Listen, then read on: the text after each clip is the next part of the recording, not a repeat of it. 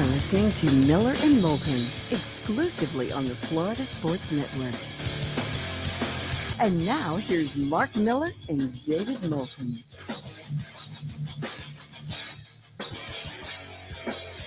Top of the morning to you. How the heck are you, Miller and Moulton, on this first Tuesday of August? Hope your week and month are off to a good start. Thanks so much for being with us. Miller and Moulton, the Florida Sports Network, floridasportsnetwork.com. Back in the studio again, side by side. How you doing? I'm doing great. I'm doing really good. Had a nice, good day, productive day yesterday. Got a good night's sleep. The baseball trade deadline's today. How can you not be fired up about that? Whoa. Hey. Well, that's your line. I'm sorry. What?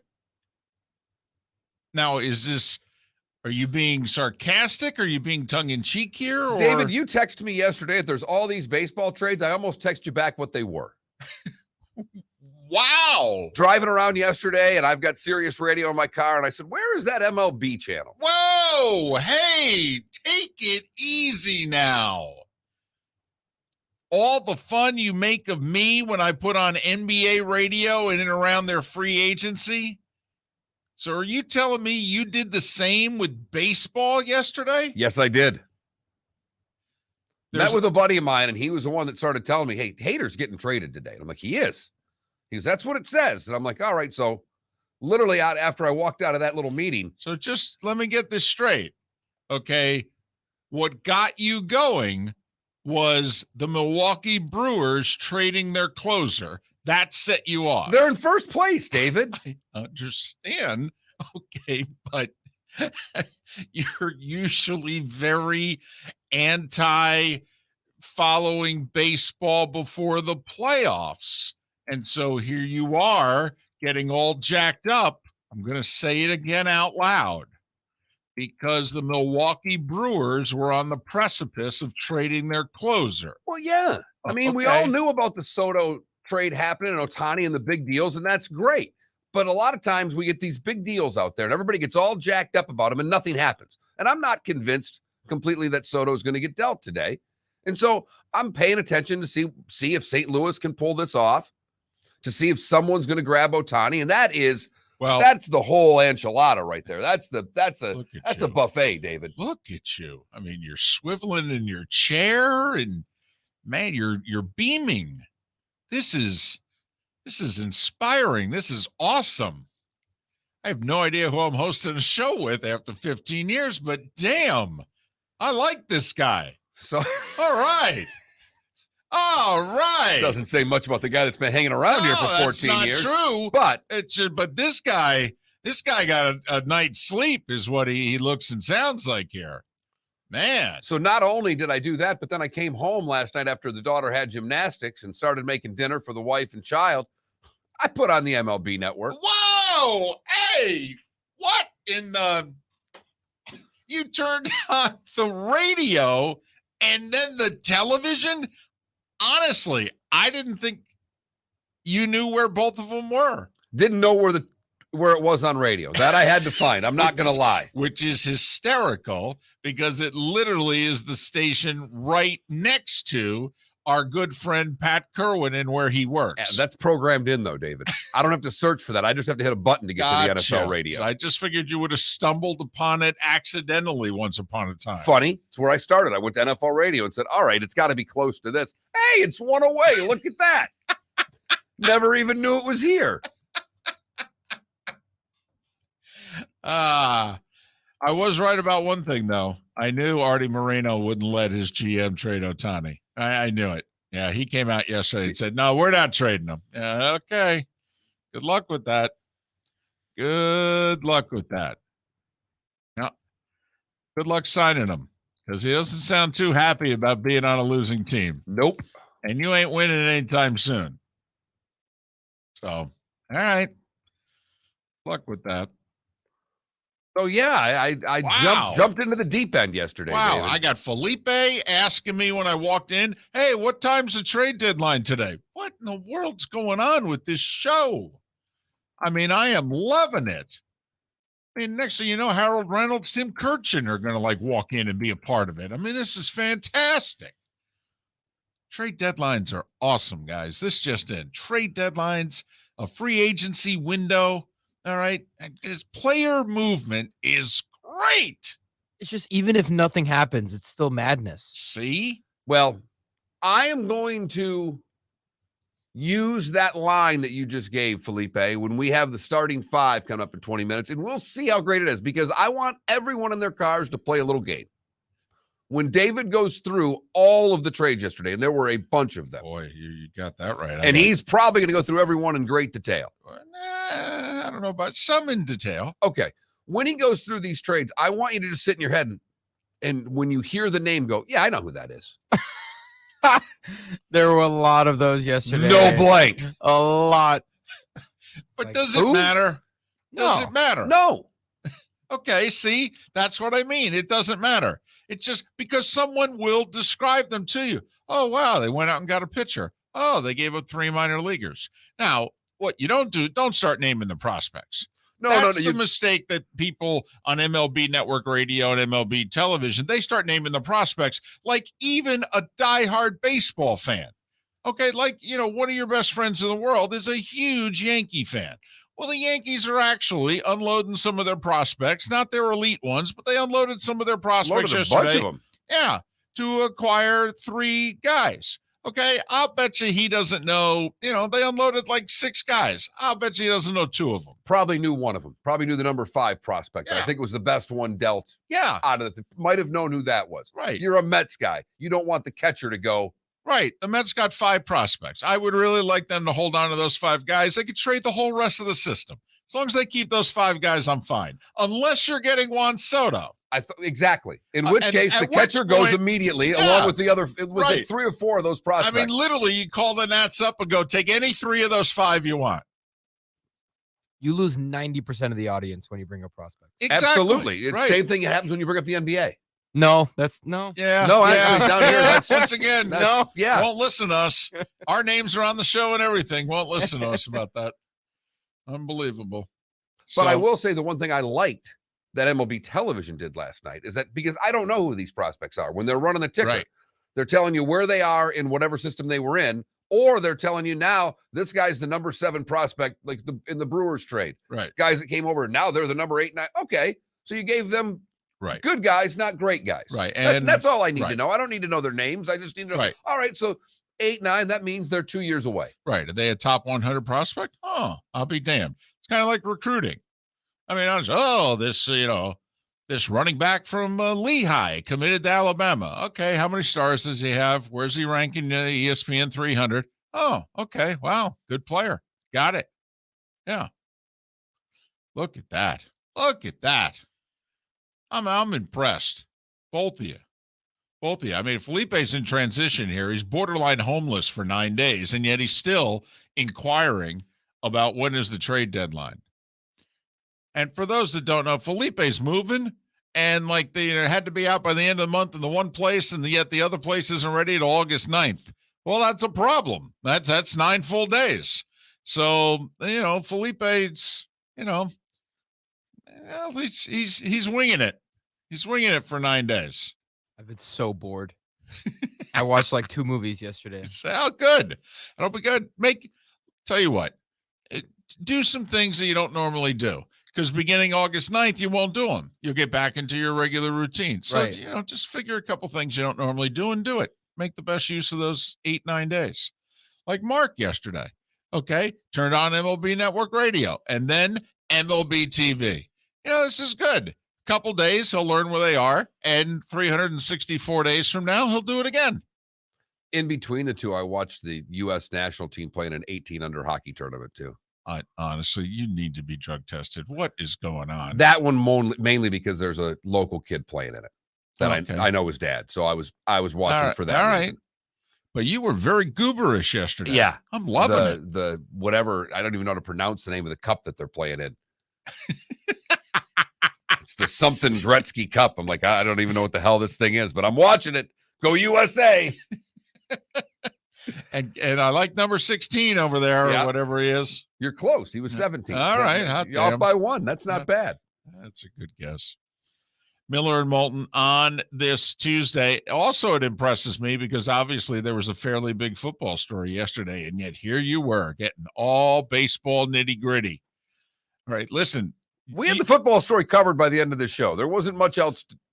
Yeah, I will say, though, that her report was released, and there's some language in the report which makes the 6-game suspension seem even weaker.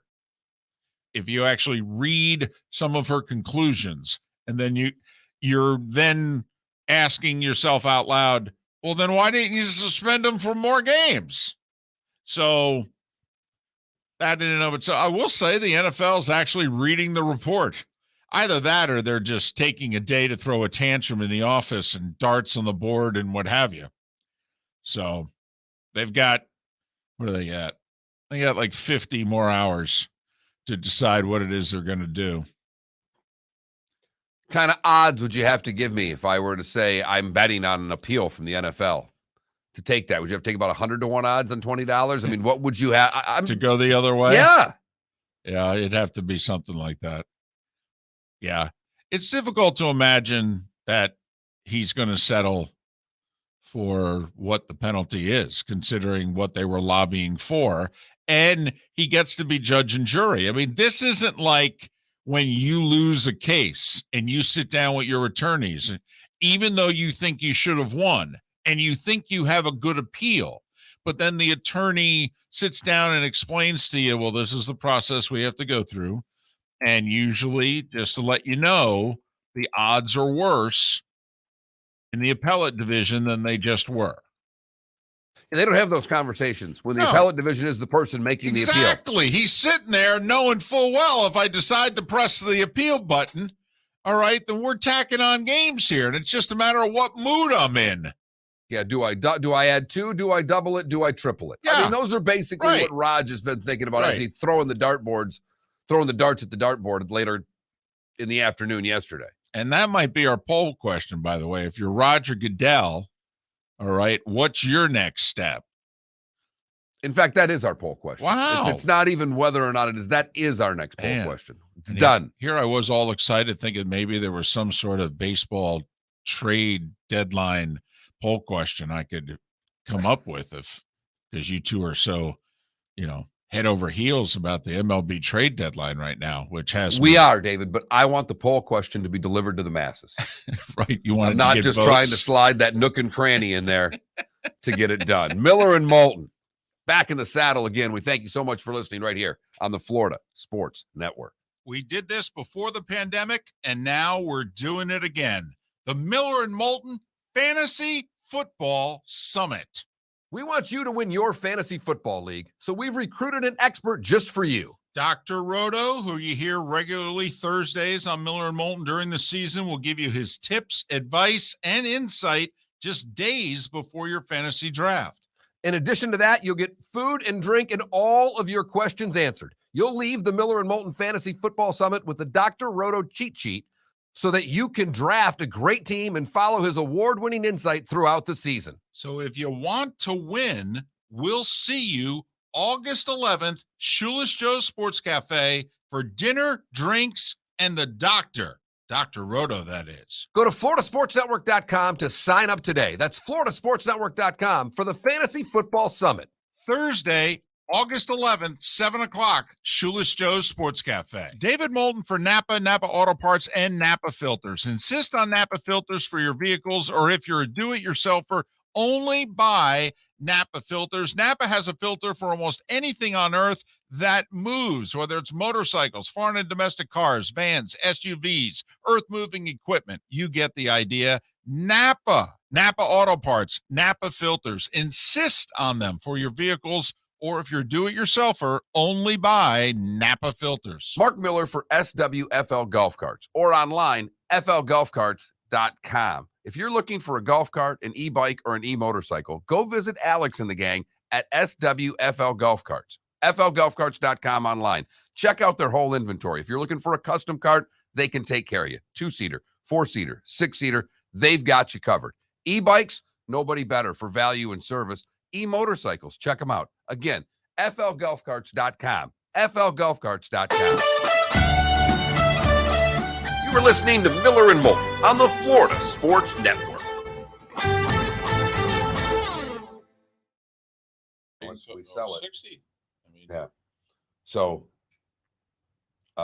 he gets in town. I scheduled a meeting for Tuesday after the show for us. And he's gonna have that Donnie guy at. Can you do that? The 9th? let me check.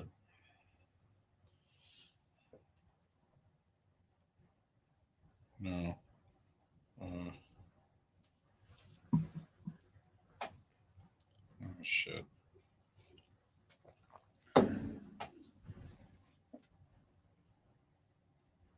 Right after the show. Yeah.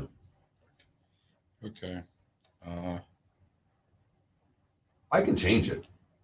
No, I mean, We're just gonna meet for breakfast, so I don't think it's it's not the. But I just said I want to categorize. I want to divide and conquer. Figure out who's going after what, and we got to get this done. We're under the gun here now.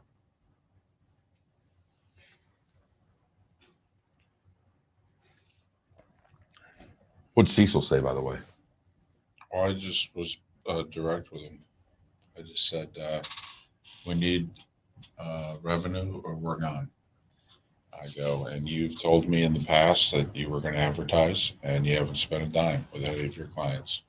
I go, and if you're spending money with the company, I go, that doesn't do us any good. I said, so either I need you to move money or I need you to give us money. I go, but it needs to happen. I said, or else we're gone. I go, and in all the years you've known me, I have never asked you for this. I go, so that's how serious it is. And he said, I'll try to move a couple clients your way. And I go, thanks. Figure if we can get Diamond District, if we can get Franz. Joe Wellbank's still running that Jersey Mike's, isn't he? Jim. Yeah. See if he can get us to corporate. He's got some power there for this market. And the fact that we're on in a few, we might be able to get some money. I mean, we'll have to ditch John Subs.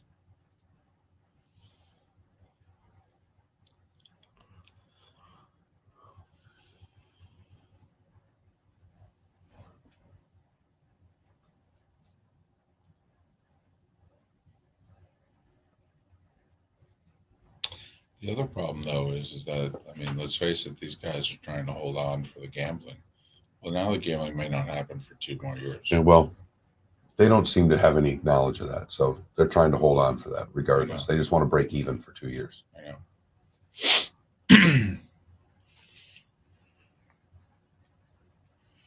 What do you think Roger Goodell will do? Is that how we want to word this? Yeah.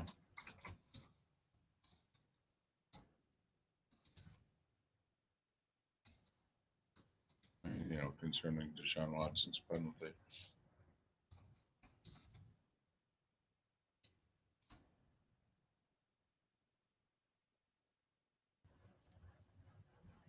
Oh, why did I? No.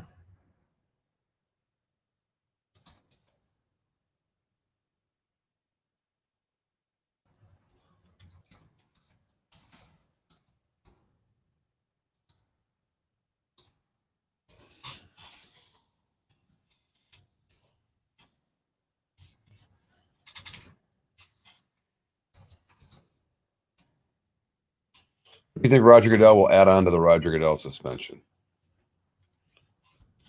0 games.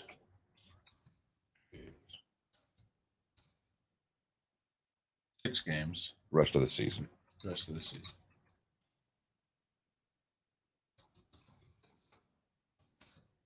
Perfect. Look at that. We've got a full. Who's Tom P?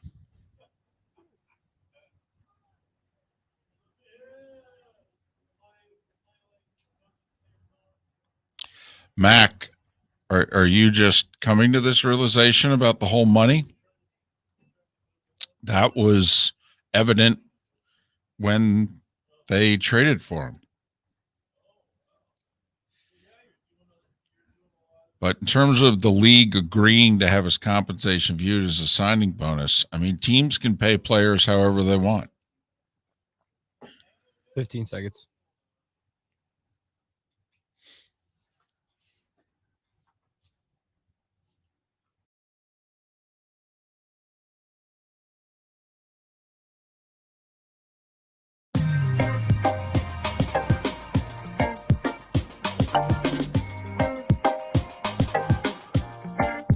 Welcome back to Miller and Moulton, only on the Florida Sports Network.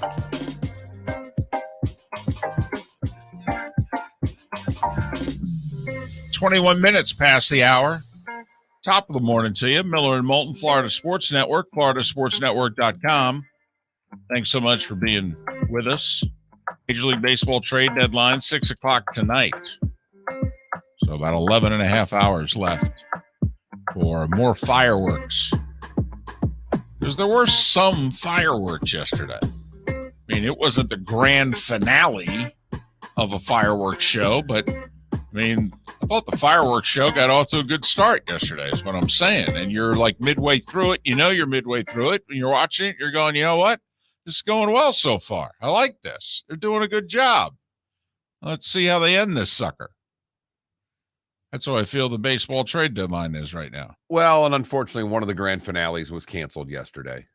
Not that Ohtani was going to get traded, but right. We didn't think that family, that fireworks family, was actually going to show up. There were rumors that fireworks family was going to show up and make it a grand finale, but you know, most of us thought deep down, you know, they haven't shown up for this fireworks show in a while, and probably not gonna. It would have made for a showstopper. People would have talked about it for years, but yeah, figures. His family just. Well, and I wonder if we're going to get the finale that you want. I think so. I know you do. I you definitely think so. David Sampson thinks no. Right. I'm just, for what it's worth. Well, I'm going to back the guy that was the Marlins president in his thoughts instead of you. I hope you're right. I do. Are you saying he's a better baseball source than I am? Just by a little. Huh. Is it the World Series ring? Is that what I'm having trouble overcoming? Could be. Okay. All right. I will say this, though. He's been running marathons and climbing mountains. Yeah, I mean, he was doing a cooking class in Africa a couple days ago. Exactly. For crying out loud. So, how can he really know what's going on with the trade deadline? Exactly. I'm saying he just may be a little lightheaded these days. He's been dabbling in other things lately. Right. For about 3 weeks. So he's either as sharp and as crisp as he's ever been, or boy, could he use 2 days of sleep and a hell of a snack. So, it's one or the other. Also, David Sampson's not an objective voice in this. I just have to let you know, because he is the last general manager that traded like a 23-year-old Hall of Famer to be, and knew at the time that he was trading him that he was likely trading a Hall of Famer to be.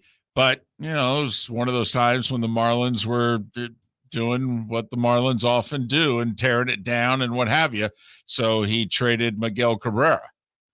Right. About 3.5 years into his now Hall of Fame career. Cameron Maben was on MLB Network yesterday. Who was in and they were talking trade. Well, they were asking about being traded. You guys have both been traded. What's it like? And Cameron says, when the first, because he was traded a few times. Yes. He said the first time you're traded, and both of them said it. I forgot who the other guy was, but they both said the first time you're traded, it really stings, because you're like, what? These guys, they drafted me. They don't want me. And Maben jumped in and he said, yeah, I was first overall pick by this team. I was their first round guy. And they're getting me like, what's wrong with me? And then I realized they were trading me for Miguel Cabrera, so it made it look a little right. and Dontrell Willis at the time too. Right. So, so Sampson's the guy that everybody's been quoting here in the last couple of weeks, going, well, you got to ask David Sampson how he feels. And Sampson has tried to joke about it for years, to try to take away the pain of. Now, I think he was told to trade Cabrera, but still to take away the pain of trading away a guy who clearly would have been the best player in franchise history. I mean, he's going to be a first ballot Hall of Famer. So let me ask you something. Do you think the Nationals are going through a similar thing with Soto? That the Marlins knew that they were trading a Hall of Famer? Well, yeah. Oh, absolutely. The Nats know that they're trading a Hall of Famer, but they publicly announced that we're now going to trade him. The other thing that I believe is that all three organizations, Dodgers, Padres, and Cardinals, they have the goods to pull this off. They also have the financial wherewithal to pay him at least for the next 2 years, whatever his salary ends up being in arbitration. It doesn't matter if he ends up getting 30 a year for 2 years. All three franchises would be like, yeah, that's fine. Not a problem. So they've got the goods and they have the financial wherewithal, and all three have the motivation. I mean, I'll give the Padres a lot of credit. I mean, it's not like they're catching the Dodgers. And yet they are active out there to make their team better. And they're just like, that's all right. We'll chase them down in October. And spending the money in the future. They just signed their pitcher. They're $200 million? Or $100 million. $20 million a year for 5 years. Right. The Musgrove, the kid who threw the no-hitter last year. Right. He's a San Diego kid. So that's a popular contract. Former Pirate. Look at you. Did you get that from MLB Network Radio or TV? Probably both. Oh, look at you. That's just so rich. I have to admit. I mean, I don't want to talk down to you. You are. Okay. No, I'm not. Oh, not yet. At least. Not what I'm about to say will talk down to you. Okay. It will sound that way and it's not, but I'm proud of you. I got to admit, I'm proud of you. All right. Way to go. Way to join the team. And I know you're leaving it in 12 hours, and that's okay. That's okay. The fact that you came on board, both of you, the fact that you came on board, all right, honestly, makes me feel good. Makes me feel like, maybe I'm not a 365-day loser. It's only like 363, and that's good. And don't worry, we'll be back in October. That's maybe. Maybe. So, once again, that's another, 3 weeks there. Maybe my loser number goes down to about 340. In fact, probably, because we've got Yankees, Dodgers, got a lot of good teams, so we'll be paying attention. Well, at the start of it anyway, on paper, it'll look good. If the first 2 rounds go okay, like the baseball Final Four should be pretty rich. It really should. So, all right. Okay. All right. I like it. It's the baseball hour, David. I don't know what to tell you. You got to come prepared this hour. That is true. But you know what I do like? I like the fact teams are going for it. Like the Braves and the Mets. They understand, in theory, the importance of who's going to win the division and who's going to be the wild card. Because think about, the Padres may add Juan Soto to their team. And the Padres are the second best wild card team in the National League. They're gearing up for a best-of-3 series. And right now, they would play the Braves. So the World Series champions and the Padres are the 4-5 best-of-3 matchup. Don't laugh. This could be the best-of-3 baseball series and the best one in 70 years. That would be unbelievably sexy if you're into baseball.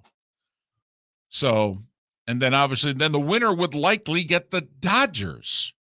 You're like, damn, this is good stuff. You know what this looks like? It looks like the AFC. That's what it looks like. It's like, well, my goodness.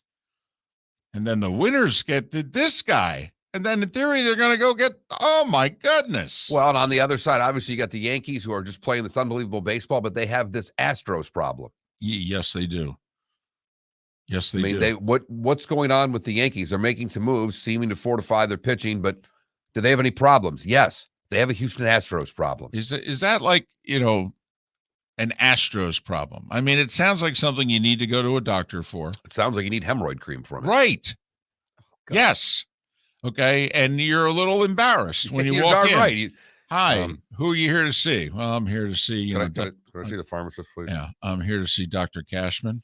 Oh, what about? I have a Houston Astro problem. I have an Astro problem. And this is when you need the person behind the counter to keep their voice down and not go, do you have any food allergies? Right. You can't have them go, you have an Astro problem. Just, could you please? Here, try Metamucil. Okay. Here, take 2 Altuves and an Alvarez and just wait over there. And Dr. Cashman will see you. Miller and Moulton. Starting 5 is next here on the Florida Sports Network. We did this before the pandemic, and now we're doing it again. The Miller and Moulton Fantasy Football Summit. We want you to win your fantasy football league, so we've recruited an expert just for you. Dr. Roto, who you hear regularly Thursdays on Miller and Moulton during the season, will give you his tips, advice, and insight just days before your fantasy draft. In addition to that, you'll get food and drink and all of your questions answered. You'll leave the Miller and Moulton Fantasy Football Summit with the Dr. Roto cheat sheet so that you can draft a great team and follow his award-winning insight throughout the season. So if you want to win, we'll see you August 11th, Shoeless Joe's Sports Cafe for dinner, drinks, and the doctor. Dr. Roto, that is. Go to floridasportsnetwork.com to sign up today. That's floridasportsnetwork.com for the Fantasy Football Summit. Thursday, August 11th, 7 o'clock, Shoeless Joe's Sports Cafe. Golfers, are you bored of the same old driving range warm-up routine that's not getting you the results that you want on the course? Power up your golf swing by adding resistance bands to your range sessions with the Orange Whip Golf's Power Strap Kit. Featuring band attachments to your feet and hips, Power Strap resistance training will boost clubhead speed, increase power, improve flexibility, all with just a few swings. Buy a Power Strap Kit today. Go to orangewhipgolf.com and use code Miller10 to receive an additional 10% off the already great price of $119. Bring your big mouth to John Smith Subs and indulge in their overstuffed subs with the freshest quality ingredients. Enjoy our famous steak bomb with perfectly grilled marinated sirloin steak topped with provolone cheese, grilled onions, peppers, mushrooms, crispy bacon, juicy tomatoes, and creamy mayo. Boom! Made-to-order crispy fries can be paired with the Gator, the Cuban, the Chicken Bomb, or the Italian. Love local. Eat delicious with John Smith Subs. Find a John Smith Subs location near you today. You are listening to Miller and Moulton on the Florida Sports Network.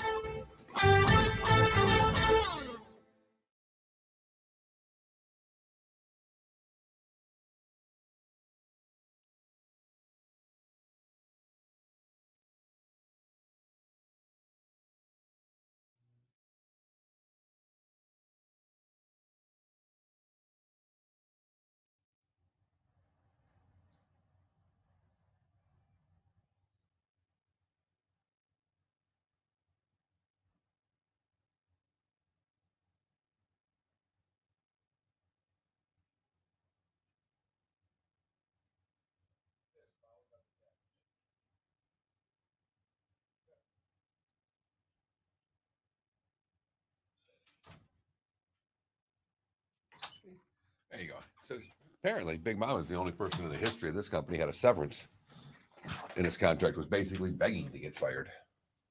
'Cause they took him off the air, which I didn't know because of the campaign. So he was just board hopping in there, basically. They took him off the air last week after that story. So then he was fighting with him and basically motherfucking AJ until he got fired. Apparently has a severance built in. Yeah, but now what are they going to do? What are these guys? I mean, I don't know. What's he going to do when he doesn't win the school board? well, then supposedly he'll have a job. But what's his face? They're going to hire him? Next week. Wow. But my question is, is he going to try to bring,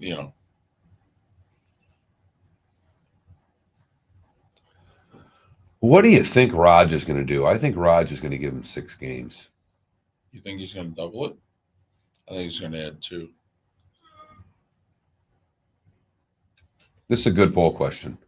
We have a lot of votes already, and they're all over the board. Good. How about that? I have a question. Shoot. In the best of 3 series, how do they split the home games? I think only one team gets them.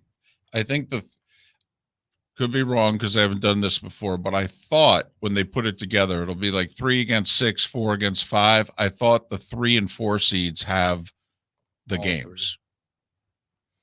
3. Okay.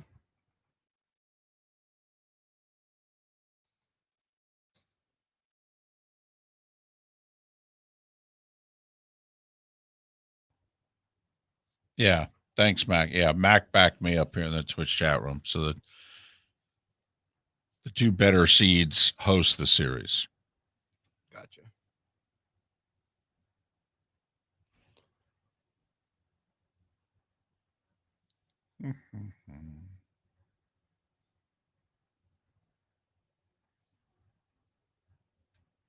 I wonder who has a better season this year, Baker Mayfield or Zach Wilson.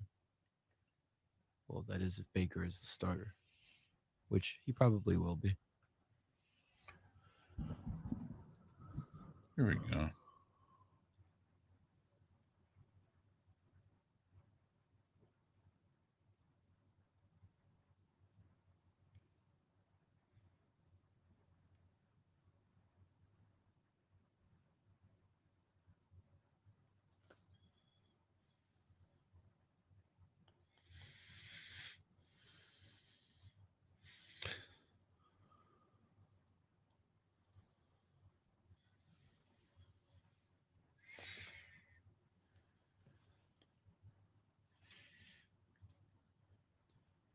David, as a Mets fan, where are your expectations at?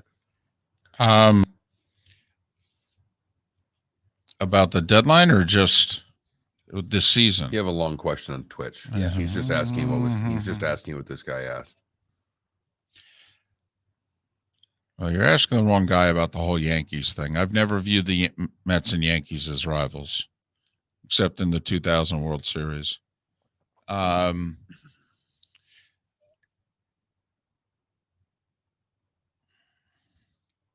My expectations, at this point, I would like to see them win the East. I'd like to see them hold on. I still don't know that they can, but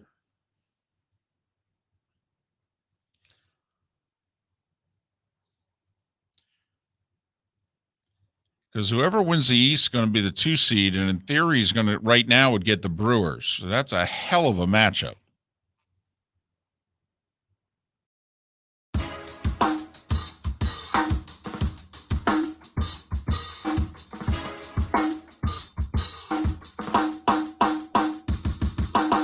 Welcome back to Miller and Moulton, only on the Florida Sports Network.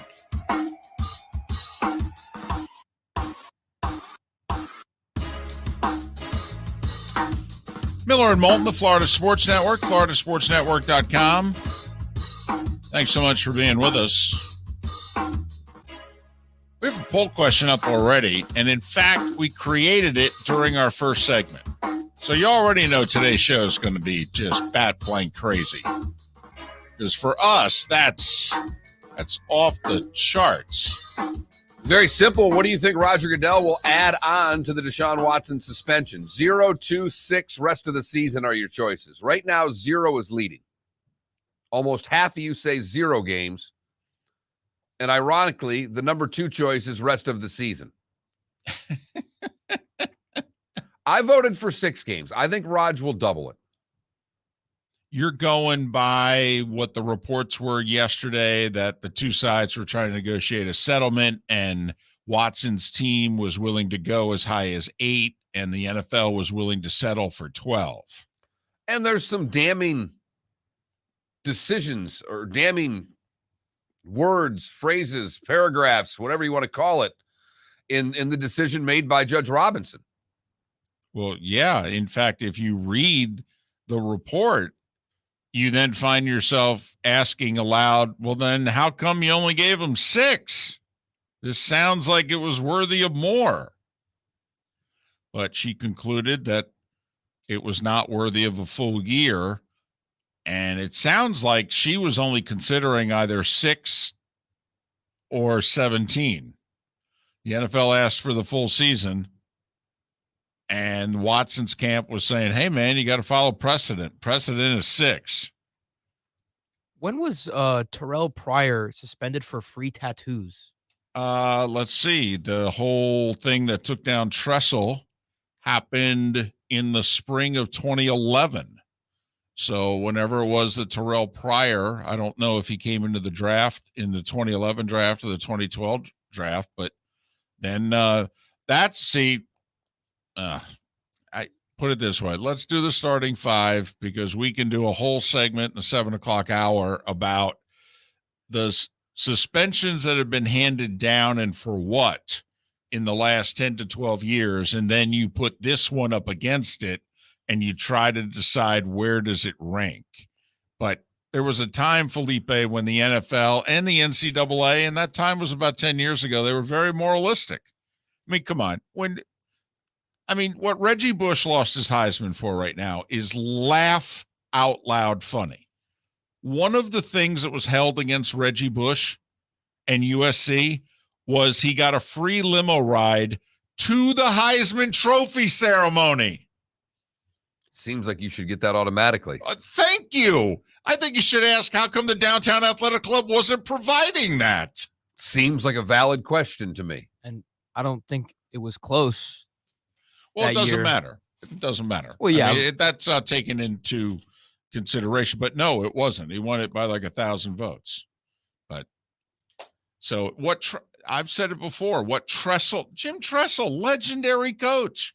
What Jim Tressel felt he had to resign for?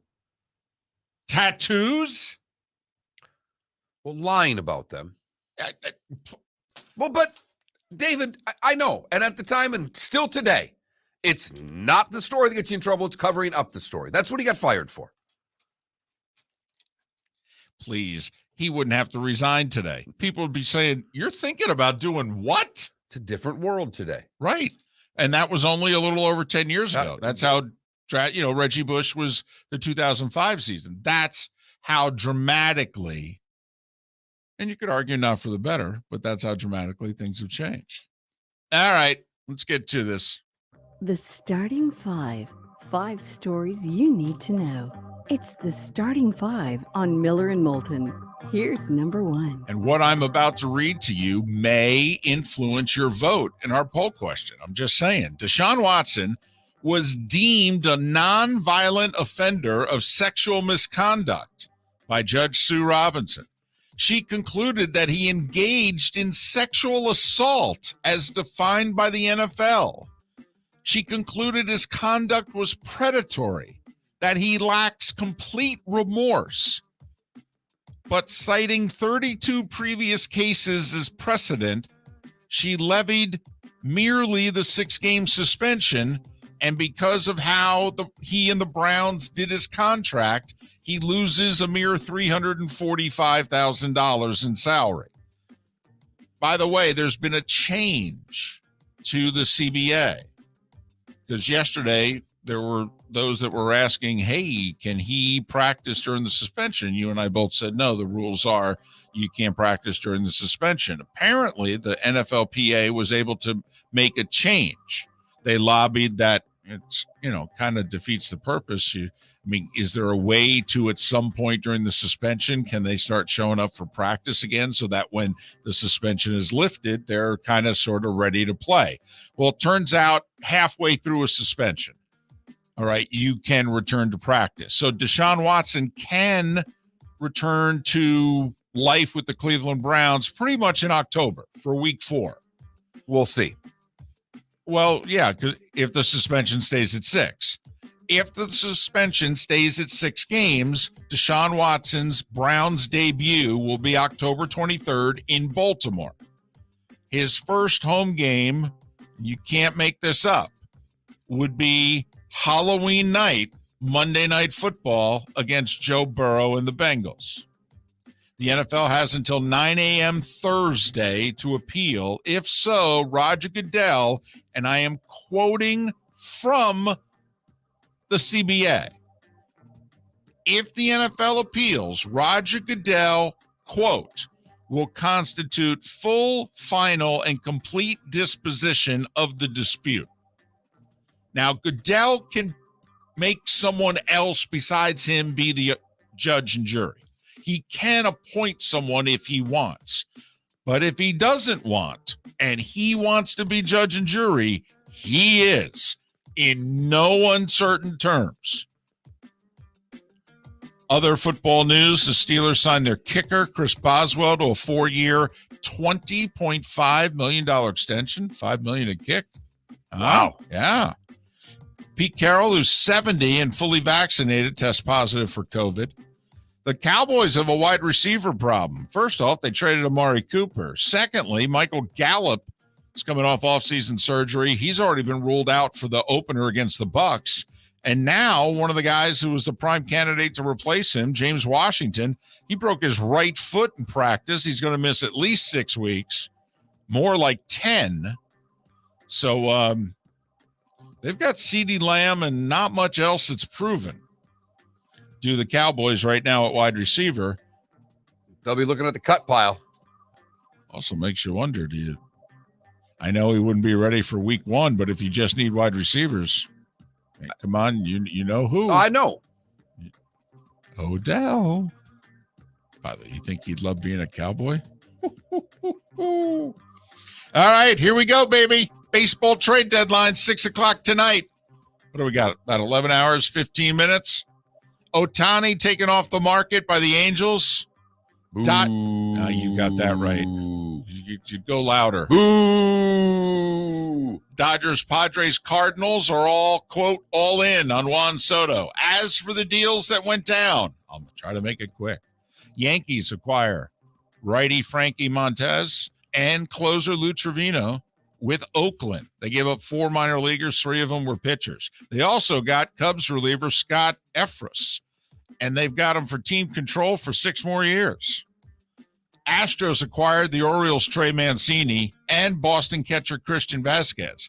Red Sox are in Houston, so Vasquez gets traded while taking batting practice for the Red Sox. They had to pull him out of the cage. I love it. Rays, I know it's not nice for the players. It's just it's awkward. It really is. It is awkward, no doubt. Rays were part of the Trey Mancini deal since apparently it became a 3-way trade so that prospects and young guys could. They got outfielder Jose Siri from the Astros in the deal. Padres and Brewers swap closers. Milwaukee had the better closer, Josh Hader. They sent him to San Diego. Brewers now get Taylor Rogers, who was the Padres closer, who had a terrific first 3 months and threw batting practice in July. And they also get 2 minor league pitchers and a minor league outfielder. So it ends up being a 4-for-1 for Hader. And Hader wasn't even really closing for the Brewers anymore. They moved him to the 8th inning. So, well, they're starting to do the whole, sometimes the heart of the lineup is in the 8th. And if you take a look at his numbers closely, because you see his ERA and it's 4.24, he had 2 awful outings right before the All-Star break. If you took the 2 outings out, his ERA is 2. That's the thing with relievers. But they think that the other guy they have can get it done with the Padres guy. That's the reason behind the move. And also, I'm telling you this like you need to know. And Hader's making $11 million this year. Thank you, Mark. And scheduled to make around 14, 15 next year. The Brewers money conscious and 4-for-1. They're like, listen, didn't really want to get rid of him, but it was kind of too good to pass up. Oh, okay.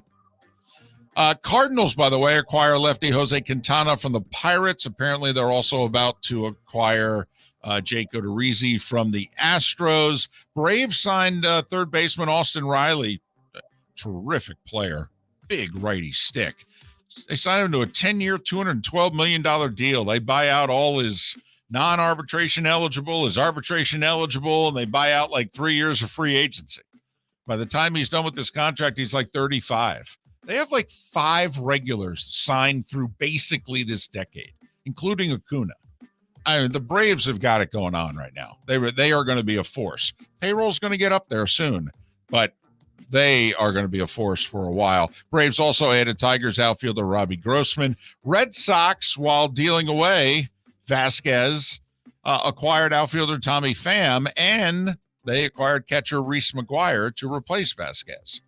But apparently J.D. Martinez is on the market, and one of the other 2 who they said won't be on the market could also be on the market. Just saying. By the way, good call by you last night. Good call by you yesterday. All right? You might as well be a tout service. That was a nice one. Remember? Astros were minus 190. Yeah, I was trying and you went, Red Sox are throwing their best pitcher. It just didn't make sense to me. They just got done with a big 4-game series with the Mariners, maybe a little bit of a letdown.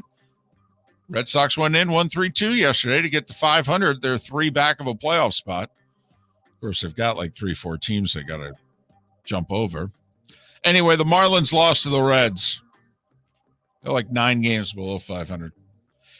Mets beat the Nats for their 7th win in a row. Soto homered in what will likely be he did off of Scherzer, and it was a bomb. Yes, it was a fun at bat. Yep. Twins in 10 innings beat the Tigers 5-3. Their lead over Cleveland remains a game. Cleveland won in 11 over Arizona. Guardians now also just a game back of the Rays for the final wild card spot. Yankees, Judge hit another homer. That's 43. 43. 7-2 Yanks over the Mariners. Same score, Baltimore over Texas. O's are a game over 500. They've now matched their win total from all of last year with 2 months still to play.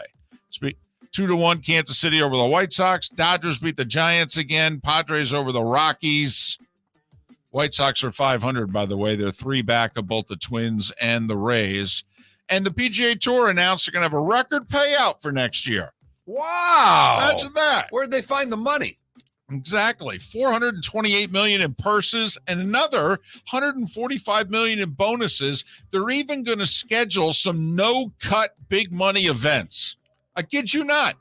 They are blankety blank in the LIV series, and they literally have set up 2 tournaments next year during silly season that look exactly like an LIV event.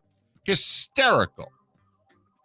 So the PGA Tour, for the record, $428 million in 44 tournaments. The LIV, $405 million in 14. Apparently, the LIV and the LPGA Tour are going to sit down and talk, by the way. It's going to be a very interesting conversation because if the LIV decides to do women's golf, the LPGA Tour will be over because they can't even remotely compete financially. And the players know it. The players are basically begging LIV, don't run your own league. Just support ours. We think this would be the best. What you say you actually want to do with the PGA Tour, work with them. How could you do that with us? If so, we could make this great. This would be win-win-win-win for everybody. So, and that was the Starting 5 every weekday morning at this time on Miller and Moulton. I didn't bore you with too many details. With No, the you trades. just gave me numbers of players for the most part. You didn't give me names. That's No. a very smart move for you, for our audience. Yep. Stayed Did away. not want any crashes while people fell asleep listening to all the baseball trades. Did not mention a single minor leaguer that was traded for yesterday. And a few major leaguers you missed out on, and that's all right, too.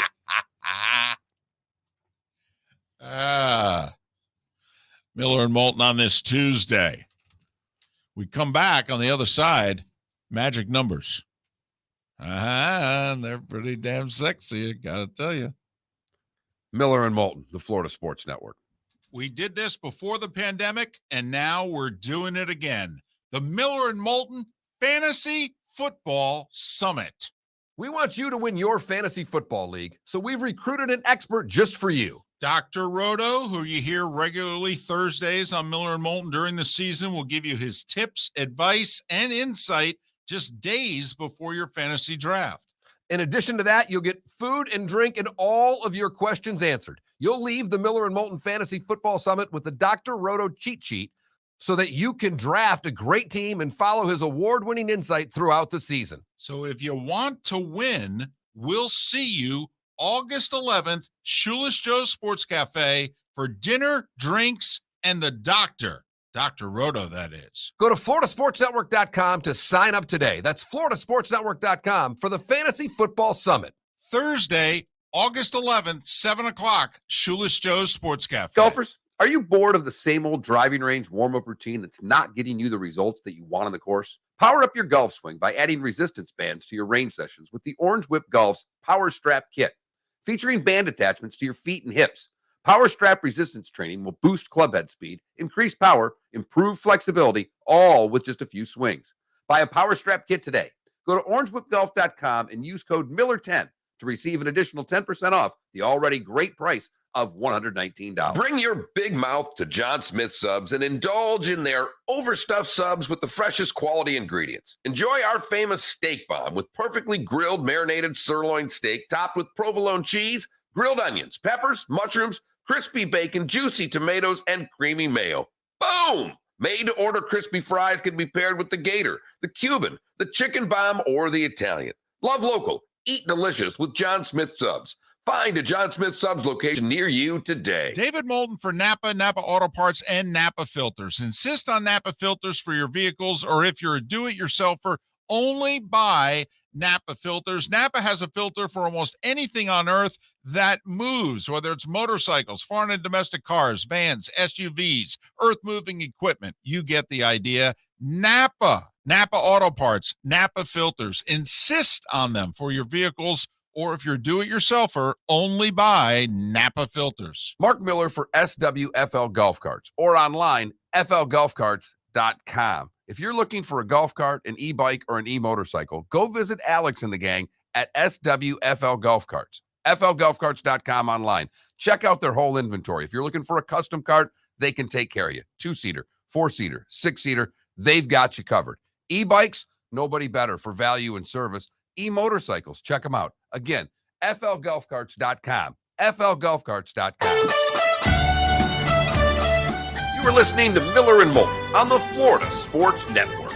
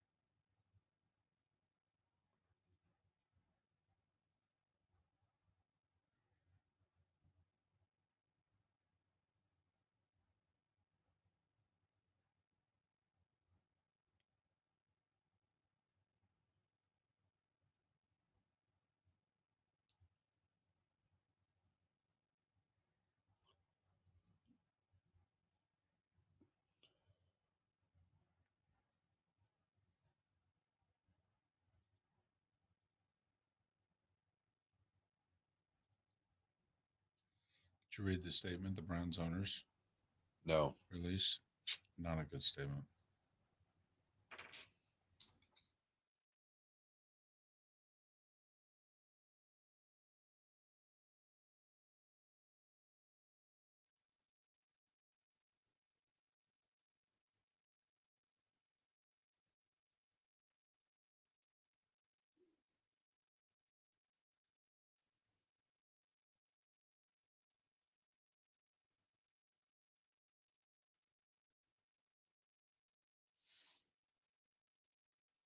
What do they say, though? I mean, what do they? No, I mean, I've read it. What are they supposed to say? They tried to say that he is remorseful. Well, yeah, everybody's saying he's remorseful. He's saying he's remorseful. No, actually, there's no evidence at all. And the judge even said that he's shown no remorse. Okay, it's a total. Once again, don't believe what you see and hear. Believe what we're telling you. Oh, but I'm asking you, what do you write if you're the Browns? That's what I'm saying. How do you know?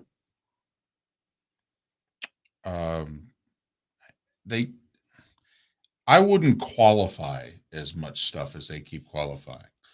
Those perceived to have been offended. I mean, just speak English. Just say we're glad this thing is over. But, to try to build up Deshaun Watson yesterday, to me, is, I just think.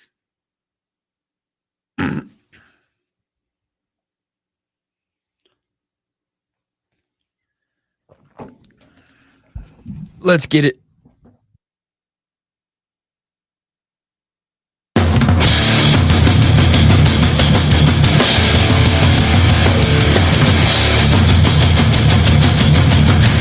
You You are listening to Miller and Moulton, exclusively on the Florida Sports Network.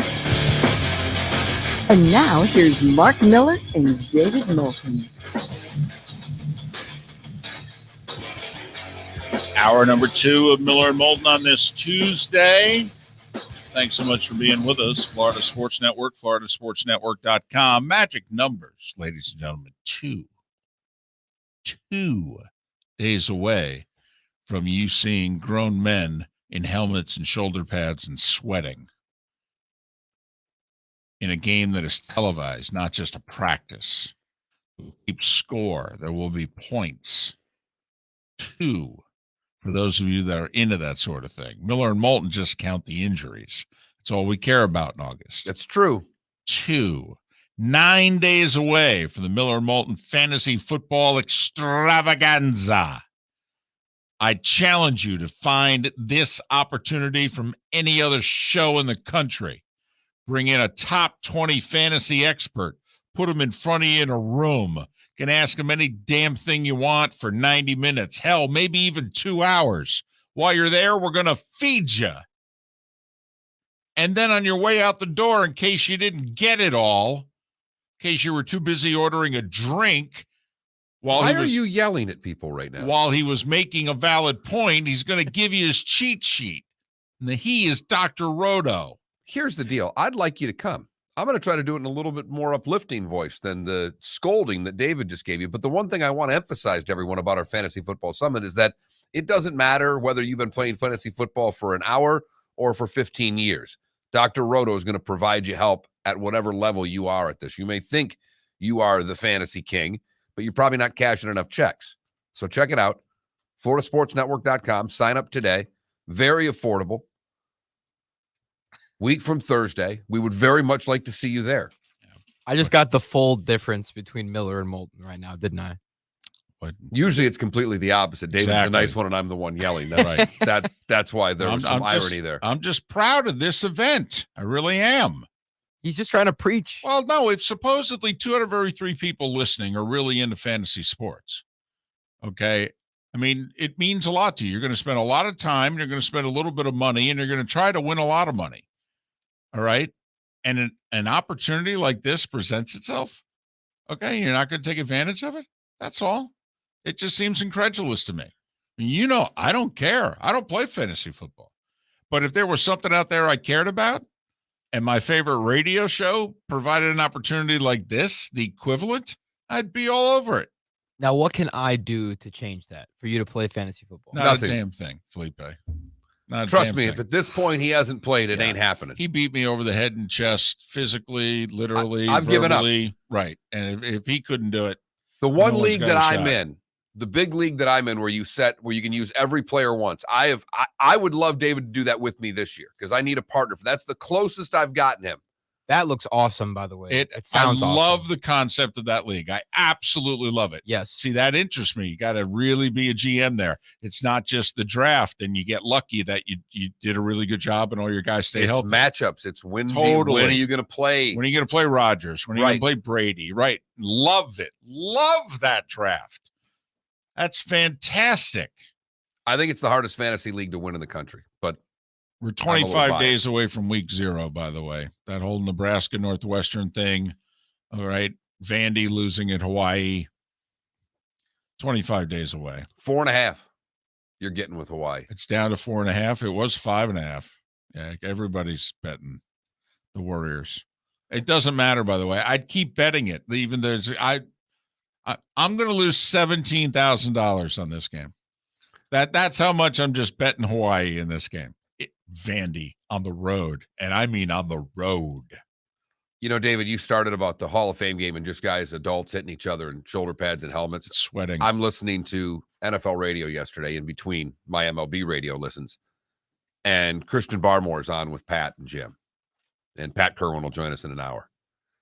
And, you know, they start the interview the way, hey, Pat and Jim, Christian Right. Barmore, blah, blah, blah. You know, Pad's on today. I swear, David, they were talking to a 7th grader that was in his first padded practice.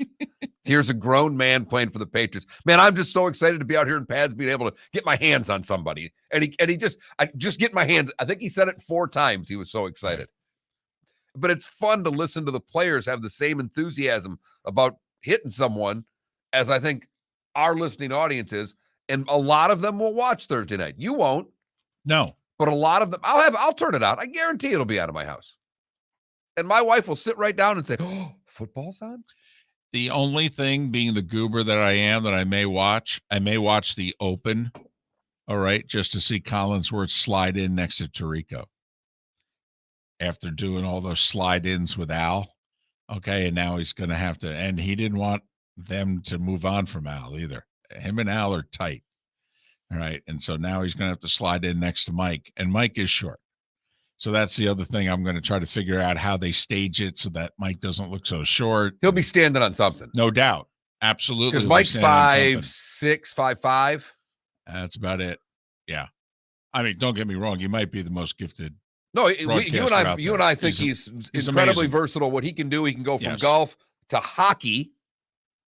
From one day to the next and be flawless at both. Yeah. Doesn't have the best voice, but is verbally gifted. He's tremendous. He really is. I mean, he's earned this. I agree. I mean, he's earned it. There's no doubt about it. But so that I may watch the Open, but I won't make it to kickoff. Once they kick it, that doesn't interest me. No interest. In fact, if Jacksonville's receiving, just the fact that Trevor Lawrence may have the ball for a series, would you watch a series? Why? I merely asked a question. Well, and I merely answered it. With a lot of disdain. No, just with a question. Why? So, yeah, a little bit of disdain. I mean, why? Really? What, like if he takes him down the field and throws a beautiful touchdown pass? Oh, the Jags are going to be so much better than we thought. I mean, what are you going to do? He's going to be out there against the second-string Raiders defense. They're not playing anybody. So, no, not interested at all. May talk to J.P. Shadrick, though, from Canton on Thursday. Working on that. Part of the Jags Radio Network. Yeah, they leave tomorrow for one more day of practice. They're leaving today after practice to head to Canton. Oh, it's a huge weekend, though, in the Jags franchise history. Yes, it is. Their first ever Hall of Famer. It's a very big deal to that franchise. So, anyway, 30 days away from week one. Pitt, West Virginia, kicking off the week 1 5-day extravaganza. And then just 37 days for Bills and Rams. 37, 5 weeks from Thursday, man. We're doing this. So I like to say, we are doing this.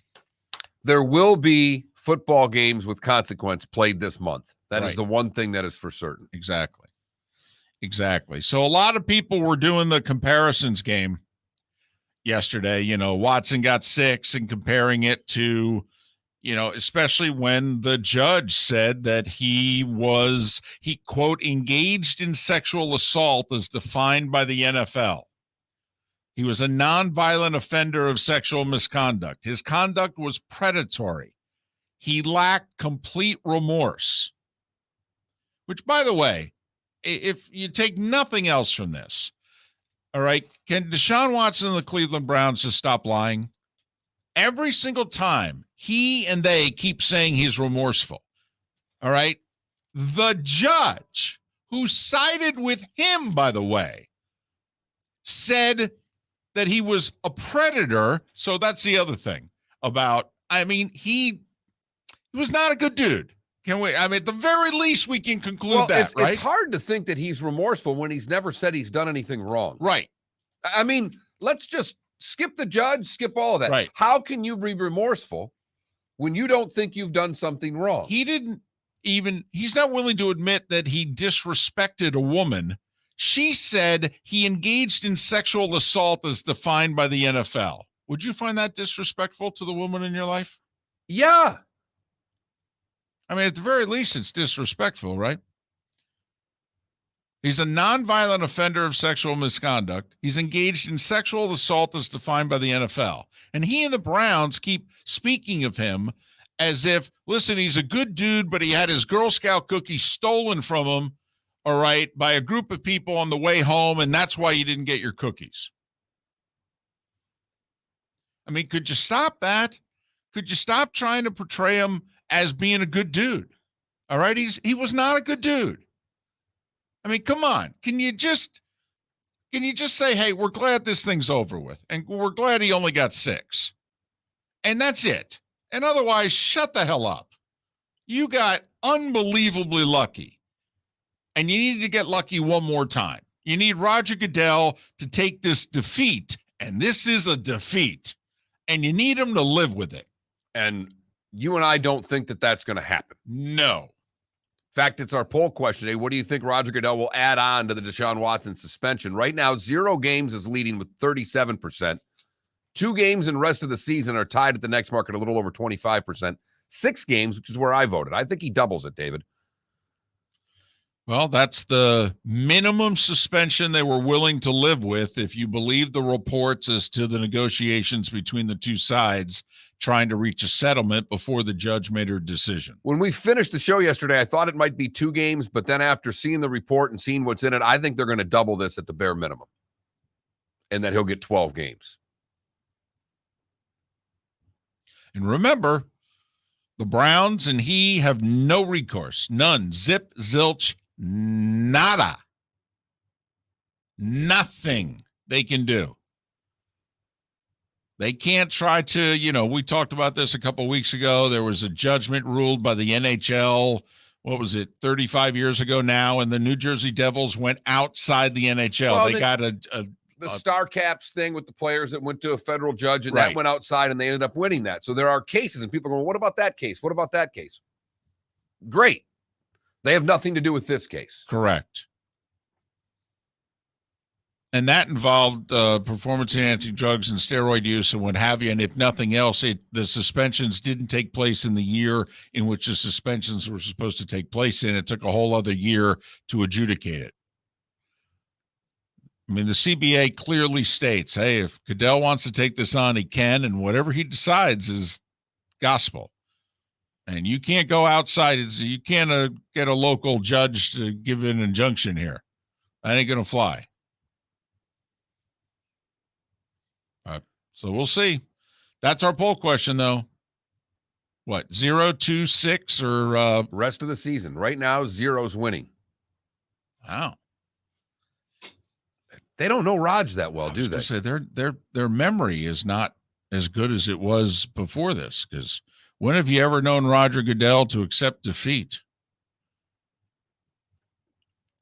I mean, he took on Jerry Jones and kept his job. You really think he's going to sit back and do nothing? Miller and Moulton, the Florida Sports Network. Golfers, are you bored of the same old driving range warm-up routine that's not getting you the results that you want on the course? Power up your golf swing by adding resistance bands to your range sessions with the Orange Whip Golf's Power Strap Kit. Featuring band attachments to your feet and hips, Power Strap resistance training will boost clubhead speed, increase power, improve flexibility, all with just a few swings. Buy a Power Strap Kit today. Go to orangewhipgolf.com and use code Miller10 to receive an additional 10% off the already great price of $119. David Moulton for Napa Auto Parts, and Napa Filters. Insist on Napa Filters for your vehicles, or if you're a do-it-yourselfer, only buy Napa Filters. Napa has a filter for almost anything on earth that moves, whether it's motorcycles, foreign and domestic cars, vans, SUVs, earth-moving equipment. You get the idea. Napa Auto Parts, Napa Filters. Insist on them for your vehicles, or if you're do-it-yourselfer, only buy Napa Filters. Bring your big mouth to John Smith Subs and indulge in their overstuffed subs with the freshest quality ingredients. Enjoy our famous steak bomb with perfectly grilled marinated sirloin steak topped with provolone cheese, grilled onions, peppers, mushrooms, crispy bacon, juicy tomatoes, and creamy mayo. Boom! Made-to-order crispy fries can be paired with the Gator, the Cuban, the Chicken Bomb, or the Italian. Love local. Eat delicious with John Smith Subs. Find a John Smith Subs location near you today. Mark Miller for SWFL Golf Carts, or online, flgolfcarts.com. If you're looking for a golf cart, an e-bike, or an e-motorcycle, go visit Alex and the gang at SWFL Golf Carts. flgolfcarts.com online. Check out their whole inventory. If you're looking for a custom cart, they can take care of you. 2-seater, 4-seater, 6-seater, they've got you covered. E-bikes, nobody better for value and service. E-motorcycles, check them out. Again, flgolfcarts.com, flgolfcarts.com. You were listening to Miller and Moulton on the Florida Sports Network.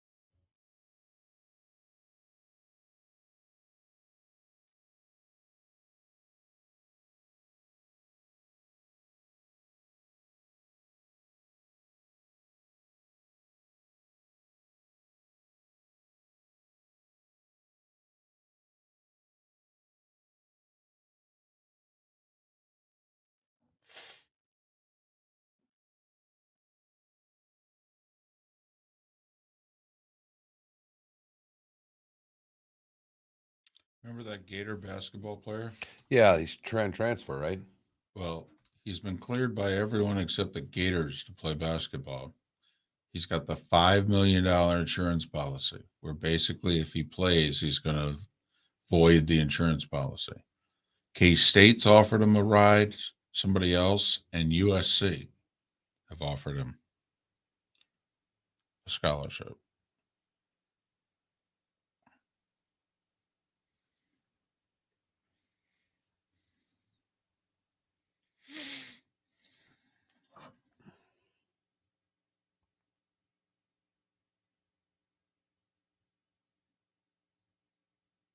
There we go. Sold 2 more just with that little. We're at 19? Yeah. Good. This advertising thing can work. Oh, apparently people listen to this show.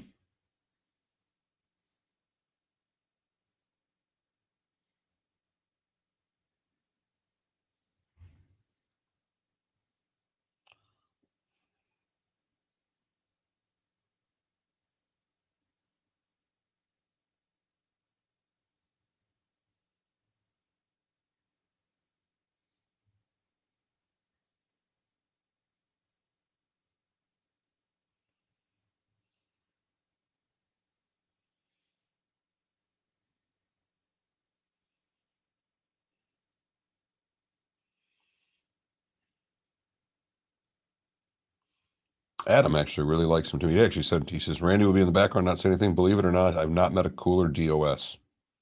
He really gets what we were doing on the program side and wants to utilize our personality so everyone gets paid, including the talent.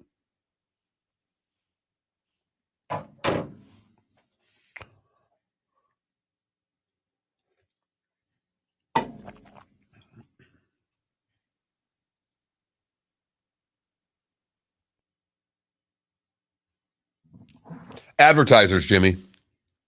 What's needed is advertisers. Lots of them. And if we don't have them by October, the show will go away. That is just a fact. Act 3 is on life support right now. No other way to say it. If you know someone that wants to advertise, if you have a company that wants to advertise, I'll sit down with you and give you the best package that I can possibly give you. Hell, I'll even sit down with you. And I really don't want to do sales. I'm not even going to. You don't have to. You got enough going on. I can. I'll give you the commission. I don't care. I don't, David, this just in, I can't imagine there's going to be a lot of commission right now. And by commission, I mean like, mozzarella sticks. I've actually, what my thought is on that is to tell them what I'm thinking about telling them too. Say, look, we'll get this going for a year, but in lieu of commission. Yeah. That'd be nice. Yes. Call, email, smoke screen. Yep. They come out every quarter. Our ratings are just fine, DC. And we're top 5. We're top 5 men in the market. We're top 5 men in the market. And have been for 5 years. And in this market, that's, Hey, put it this way. You going to advertise on the Big Mama show? Hey! Oh!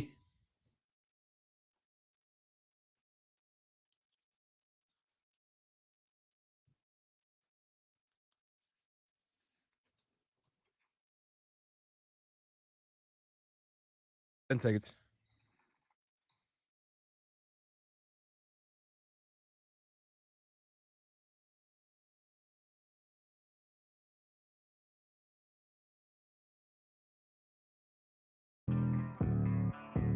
Thanks for listening. And now, more of Miller and Moulton on the Florida Sports Network. 21 minutes past the hour.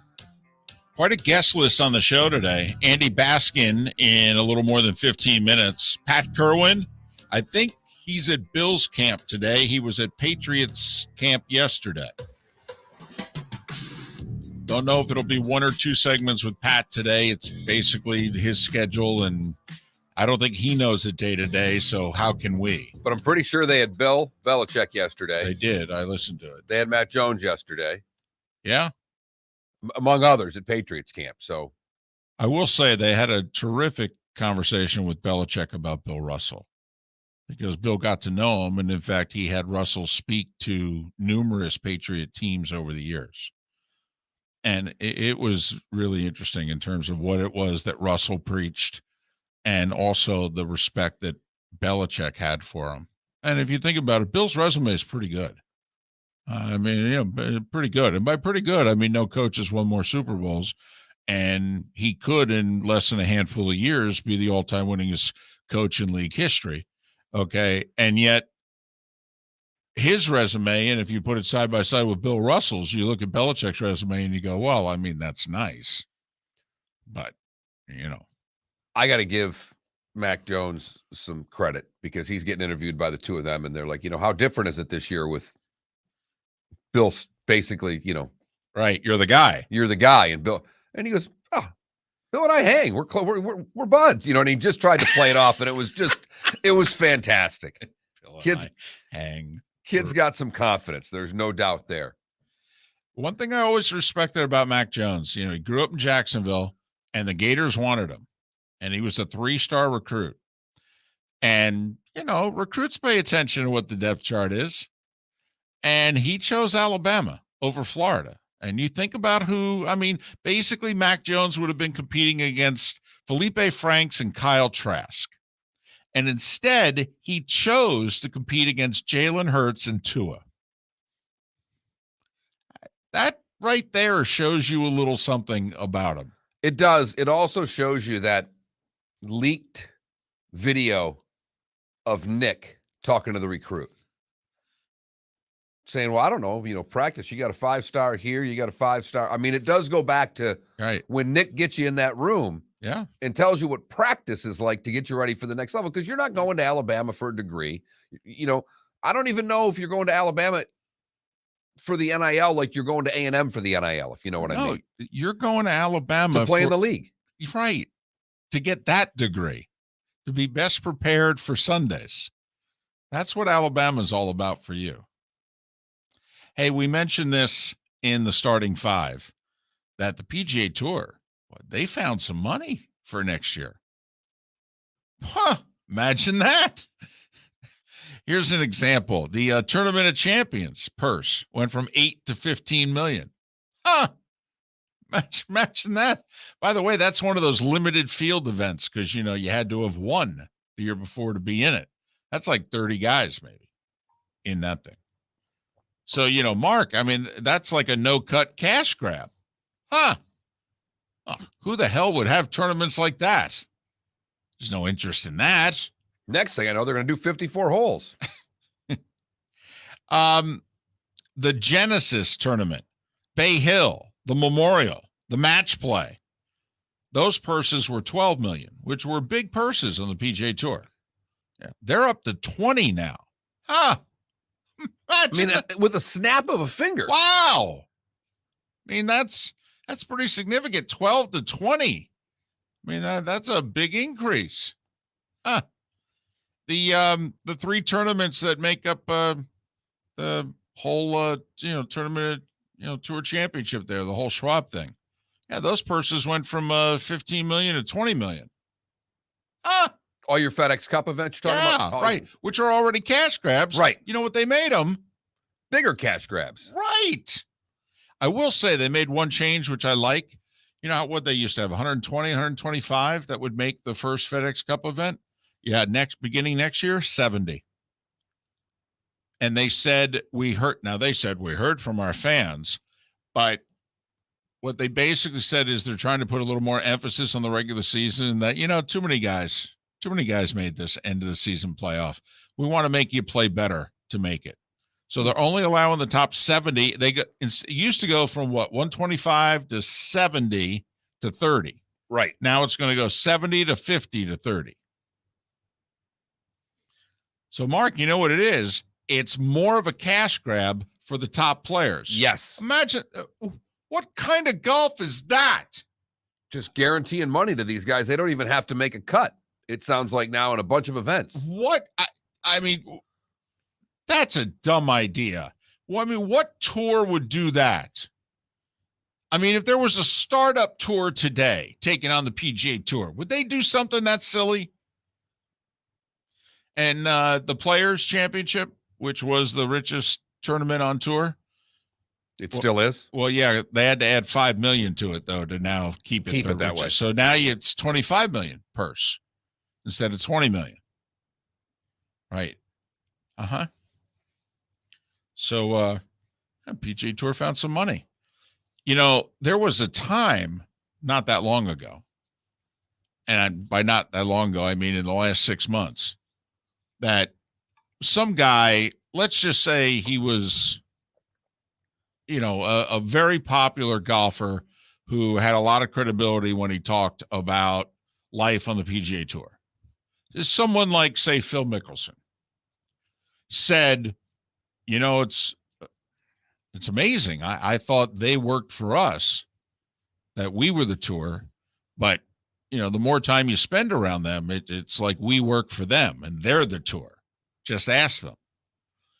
Like, for example, you know, they've got over $500 million in a fund and they're a not-for-profit. I don't know. Maybe some of that money should go to the players. I mean, we're the ones making them that money, right? I mean, somebody like Phil Mickelson would have said something like that, say in the last 6 months. Right. And now you look at what they're doing, and it's almost as if, I mean, say it was Phil Mickelson was right.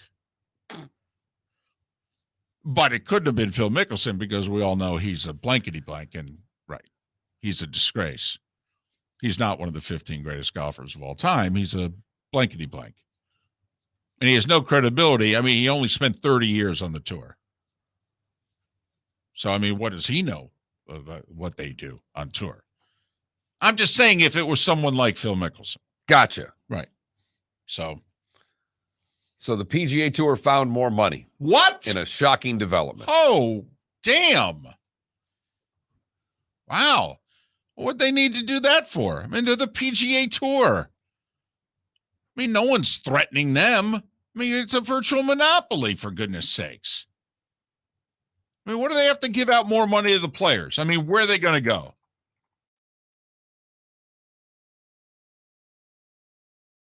Huh? I mean, why would Cincinnati for a baseball game? Why would you leave the PGA Tour for goodness sakes? Mark. That's right. Where are you going to go? We haven't said that in a while. The Reds and the PGA Tour, the same marketing slogan, PGA Tour. Where are you going to go?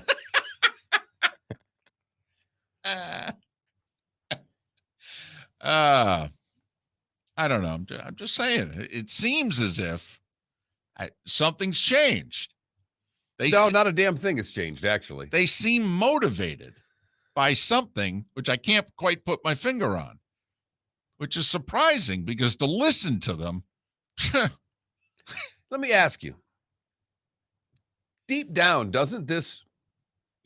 Could this backfire even more on the tour? I mean, I know throwing more money out is going to keep more guys happy, so to speak. But when the Live Tour is then offering guaranteed money, I mean, the hypocrisy that the PGA Tour is going through right now, do they lose more players or less players because of this? The PGA Tour is being hypocritical? Do they lose more players or less players because of this? Well, here's the problem. All right, there aren't many spots left on that other tour. I don't know how many more guys are going to lose. I mean, they're going to lose some, but there aren't many spots left if reports are to be believed. Miller and Moulton. Andy Baskin talking to Sean Watson next.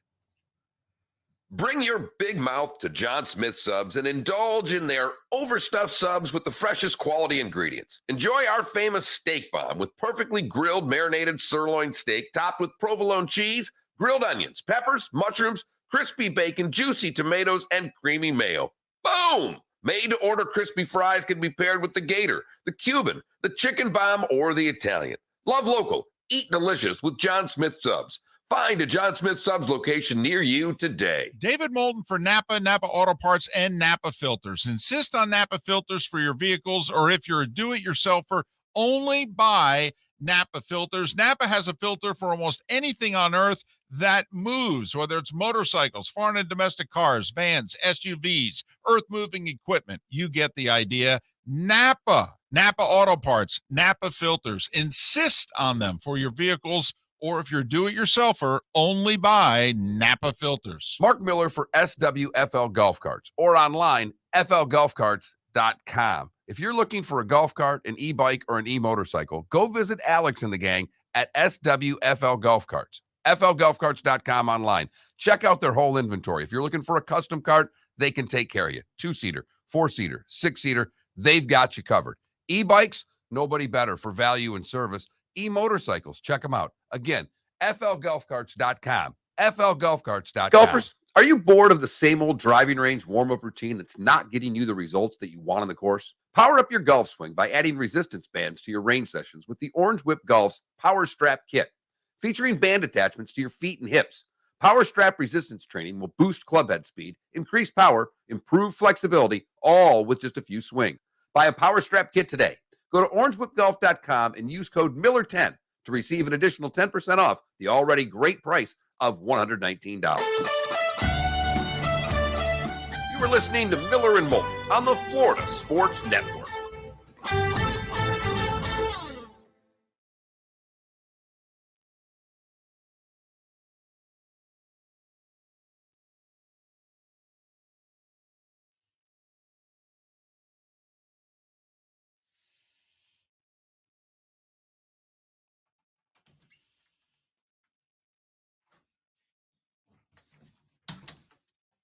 So, I don't know if you saw it over the weekend.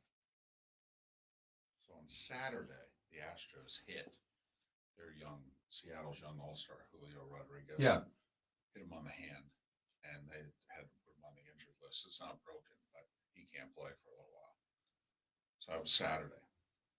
Sunday, first fucking pitch of the game, drills Jose Altuve right here. Ooh. Fastball, tailed right into him. First Good pitch of the game. Good. Okay.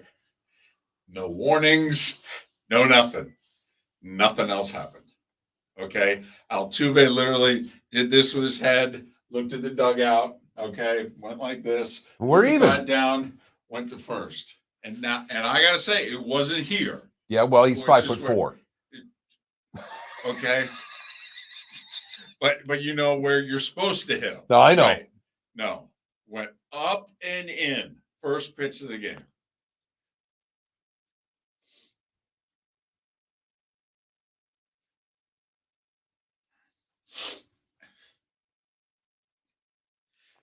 Look, Jimmy Haslam's a scumbag. Well, yeah. I mean, he's a scumbag. He's a felon who got off because, I mean, that whole scandal with his company. And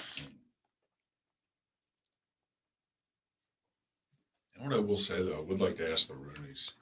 So why'd you guys, I mean, because he owned like 6% of the Steelers before he bought the Browns. Right. Need the money? I don't know. I mean, there's nobody else you could have found?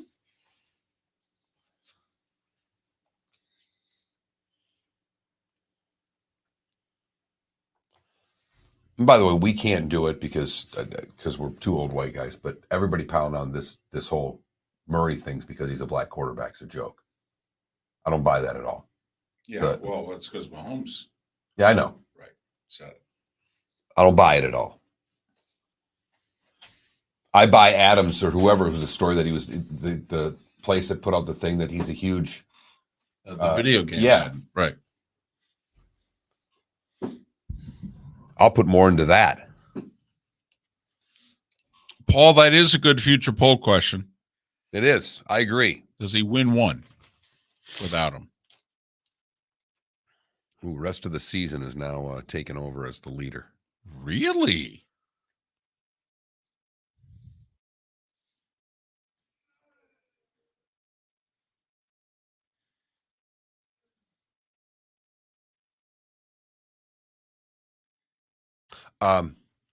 You got to. So, I don't know who this person is, but Natalie Allison. She's a national political reporter at Politico.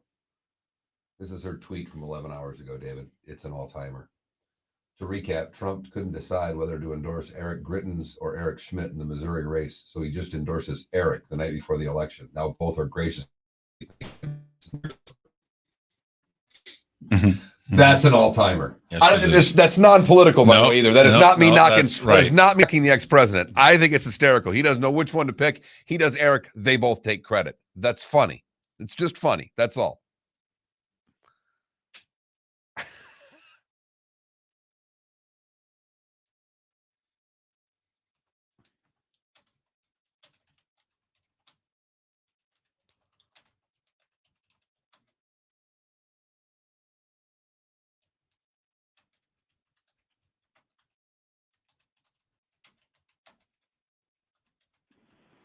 Andy, you there? I am. All right, great. We got like 30 seconds left. Okay.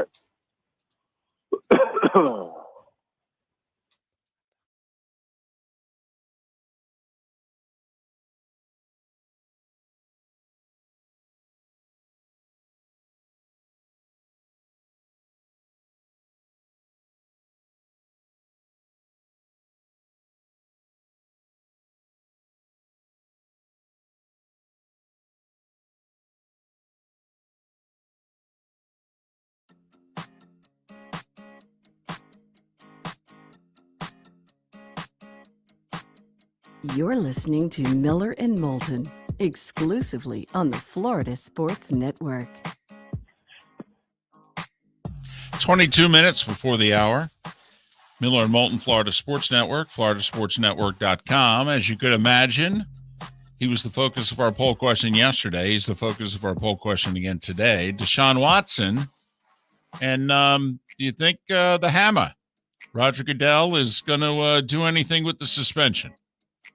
Will he keep it as is? Will he add 2 games? Will he double it, make it 12? Will he go scorched earth and say, I did want this guy to play this year, and I'm not going to let him play this year? Those are your choices. Go to floridasportsnetwork.com and vote. Andy Baskin spent his whole day yesterday. He'll probably spend his whole day today, probably his whole week, talking about this on 92.3 The Fan in Cleveland. You can follow Andy on Twitter, Andy_Baskin. Andy, it's David and Mark. Good morning. Thanks for doing this. How are you? I'm good. Why should today be any different than the day that the Browns decided they were going to go out and get Deshaun Watson? It's always controversy. Well, Andy, what do you think happens going forward? I mean, first off, I think we all think that the NFL is going to appeal.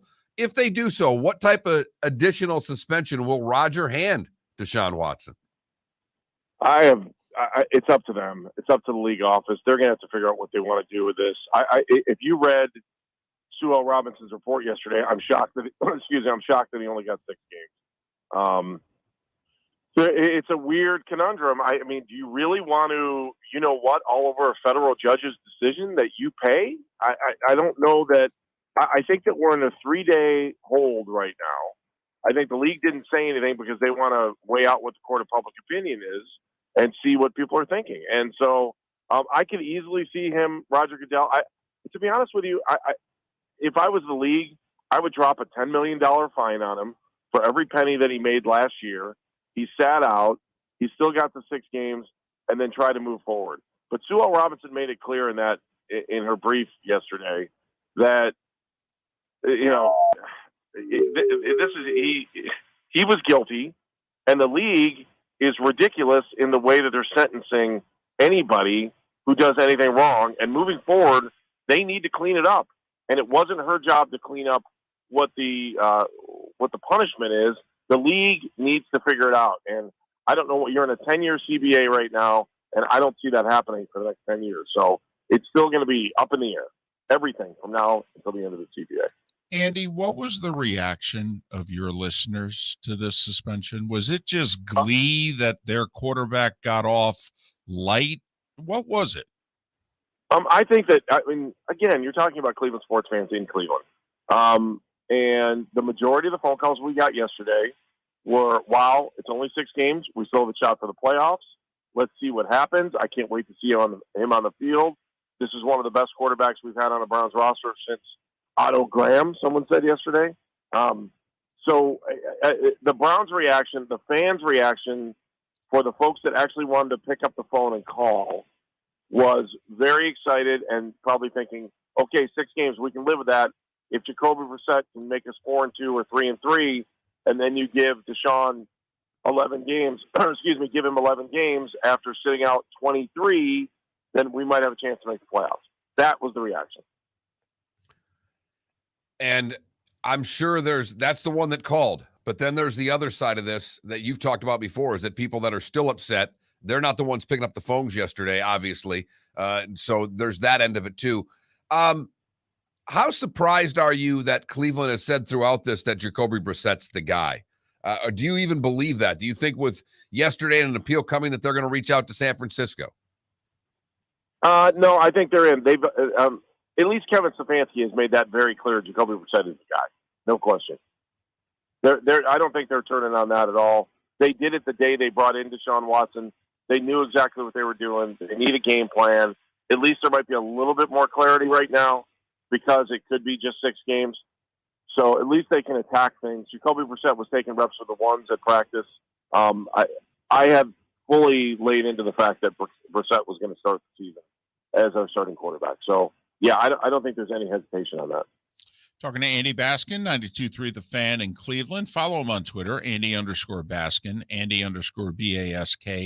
Andy_Baskin. It was an interesting decision in that it was as light as we thought it could be in terms of games, 6, but Judge Robinson's wording, Andy, she deemed him a nonviolent offender of sexual misconduct. She said he engaged in sexual assault as defined by the NFL. She said his conduct was clearly predatory. She said he has lacked complete remorse throughout this whole ordeal. I mean, she has shredded a lot of what Deshaun and or the Browns have tried to say about him in this situation, while then giving him, the easiest, the least amount of punishment we thought he could get. Do you think that the details will get lost in this? We'll see. If the NFL doesn't do anything, then yes. If the NFL lets this stand pat, then yes, the details will get lost at some point. I mean, Deshaun Watson still has to walk into football stadiums across the country, and you'll hear what the fans have to say there. He'll be welcomed here. She also ripped the league pretty good. Yes. About the fact that they are just kind of like, oh, you did something wrong? Hang on a second. Rodgers got a dartboard out. Oh, let's throw the dart, and okay, 2-game suspension, 4-game suspension. The league needs to figure out some sort of pattern it's like she didn't want to have, I think she went with 6 games based on reading that because that's what the league has done in the past. And I thought for the most part, past precedent probably wouldn't play here because you had a neutral person who was setting new standards. She didn't feel like that was her responsibility. And the NFL, you can't okay, jaywalking today is a 6-game suspension. Jaywalking tomorrow is going to be a 12-game suspension. And that was the feeling I got, that she kind of thought the league acted like buffoons when it came to just arbitrarily coming up with what suspension should be. So the league's got to figure that out, but I don't know how they do that without changing the collective bargaining agreement. So, look, that if you park in a handicap spot here in Ohio, I think it's a $500 fine. Why? Because it says it on the sign. And there is no sign telling players, hey, if you do this wrong, you're getting this punishment. And that's what the league's going to have to do moving forward. Well, and Andy, you said it right in that answer and in your first answer with the collective bargaining agreement the way it is. That's not going to happen anytime soon. And I don't know if the league wants it to. I believe the league likes this because it makes you and I and shows like this talk about the league more. And I don't think this affects them one iota. Do you? Absolutely 1,000% correct. Let me ask you the next question. Ready? How much money is the NFL going to lose? How much money are the Cleveland Browns going to lose over the Deshaun Watson situation? 0. They're not moving anything. At the end of the day, we need to remember, and as sad as it is, because we're talking about the way women are being treated here, it's not going to hurt the bottom line of the NFL at all.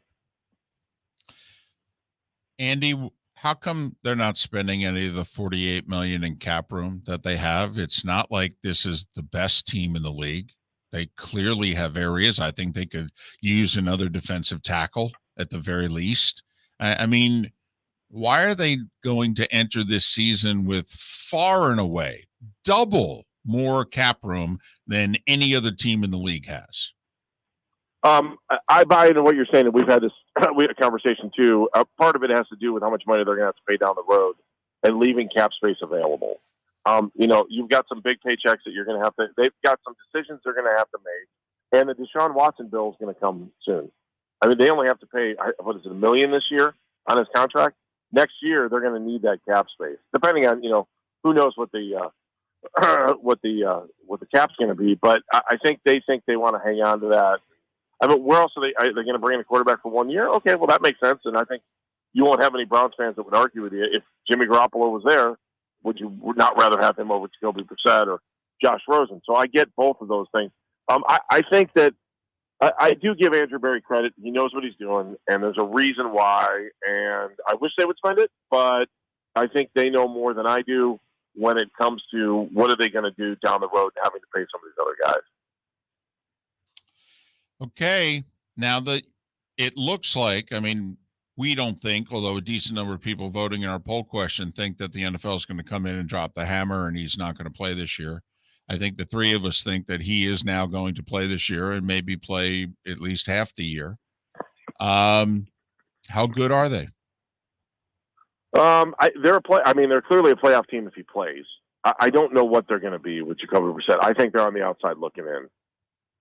Going back to just like we brought this is on our we have a podcast. It's called "It's Always Game Day in Cleveland." Gratuitous plug, thank you.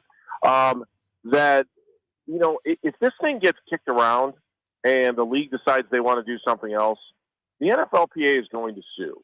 Okay, because they're going to say we hired this, and now you think this is now it's in the CBA and this is the way it's written.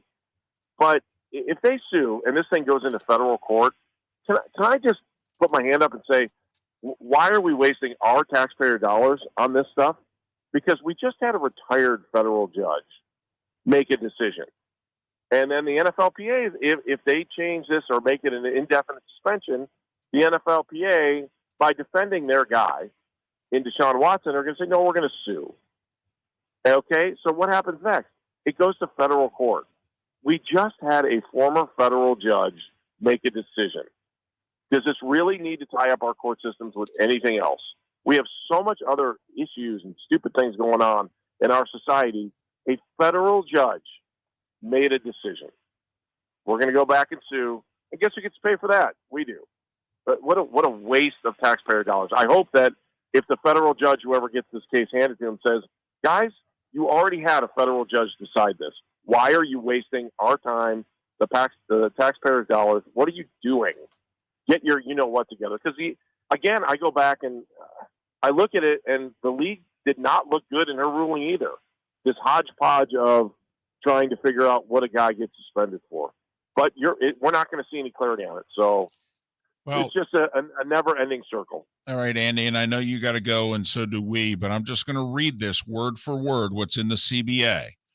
If the NFL appeals, it's either Goodell or someone that he designates. So let's just assume it's Goodell. Quote, will constitute full, final, and complete disposition of the dispute, unquote. So he is judge and jury if in the next 48 hours they decide to appeal, right? That does not seem to be any ambiguity there. There is none. None. It's still going to go to court. You sue anyone, anytime, for anything. Well, don't sue us. What's the name of that podcast again? It's Always Game Day in Cleveland? It's Always Game Day in Cleveland, or you can always listen to the Baskin and Phelps podcast too. But Daryl Ryder, I do that with our Browns beat reporter, Daryl Ryder. He's got some great stuff in there, and there is some adult-only content in the second segment because of the judge, from what the judge wrote. Okay, fair enough. Just repeating that, so. Andy, thanks so much. You've been great to us over the years, and, enjoy the rest of your week. It'll be lively. Thank you. I appreciate it. We'll talk to you guys soon. Andy Baskin, as you heard, he does middays, Baskin and Phelps, 92.3 The Fan in Cleveland. That's a good name for a podcast. It's Always Game Day in Cleveland. Agree. Follow him on Twitter, Andy_Baskin, Baskin. Does that mean they're always losing? Well, I mean, if it's always game day in Cleveland, that means a lot of L's. Yeah, mostly losing. But I read that again because we received, but you have the text line in front of you. And there was a texter who earlier in the hour said, yeah, whatever Goodell decides, Deshaun can appeal. And I'm like, no, he cannot. Whatever Roger decides is final. And he says, well, other talk shows yesterday were saying he could. And I'm like, they're wrong. I don't know what to tell you. Once again, the NFL has until 9 a.m. Thursday to appeal. If they decide to appeal, either Goodell or someone he appoints is the person who, quote, will constitute full, final, and complete disposition of the dispute. This is how it's worded in the collective bargaining agreement. There's no ambiguity. None. He is judge and jury if he decides to appeal. And what we said yesterday, after we found out it was going to be 6 games, is that we don't see how, if he decides to appeal, that they're not then going to add games onto it. That's pretty much what you're announcing, right? Absolutely. And based on what Judge Robinson said in her remarks, I don't know how the league's not going to appeal it. Because as Andy just pointed out, she chastised the league for not having really a greater way to punish him. You know, as pointed out in our Twitch chat room, remember Brady went outside the system, got a judge to initially rule against the NFL, but what did the appellate courts do? They said, yeah, Tom, it's collectively bargained. It's right here. You don't have a recourse. You lost, dude. Pat Kirwan next on Miller and Moulton right here, Florida Sports Network. Mark Miller for SWFL Golf Carts or online, flgolfcarts.com. If you're looking for a golf cart, an e-bike, or an e-motorcycle, go visit Alex and the gang at SWFL Golf Carts. flgolfcarts.com online. Check out their whole inventory. If you're looking for a custom cart, they can take care of you. 2-seater, 4-seater, 6-seater, they've got you covered. E-bikes, nobody better for value and service. E-motorcycles, check them out. Again, flgolfcarts.com. flgolfcarts.com. David Moulton for Napa Auto Parts, and Napa Filters. Insist on Napa Filters for your vehicles, or if you're a do-it-yourselfer, only buy Napa Filters. Napa has a filter for almost anything on earth that moves, whether it's motorcycles, foreign and domestic cars, vans, SUVs, earth-moving equipment. You get the idea. Napa Auto Parts, Napa Filters. Insist on them for your vehicles, or if you're do-it-yourselfer, only buy Napa Filters. Bring your big mouth to John Smith Subs and indulge in their overstuffed subs with the freshest quality ingredients. Enjoy our famous steak bomb with perfectly grilled marinated sirloin steak topped with provolone cheese, grilled onions, peppers, mushrooms, crispy bacon, juicy tomatoes, and creamy mayo.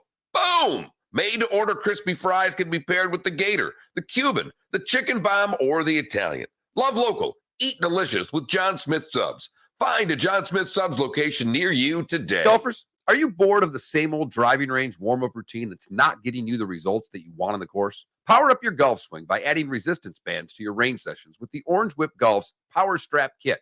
Featuring band attachments to your feet and hips, Power Strap resistance training will boost clubhead speed, increase power, improve flexibility, all with just a few swings.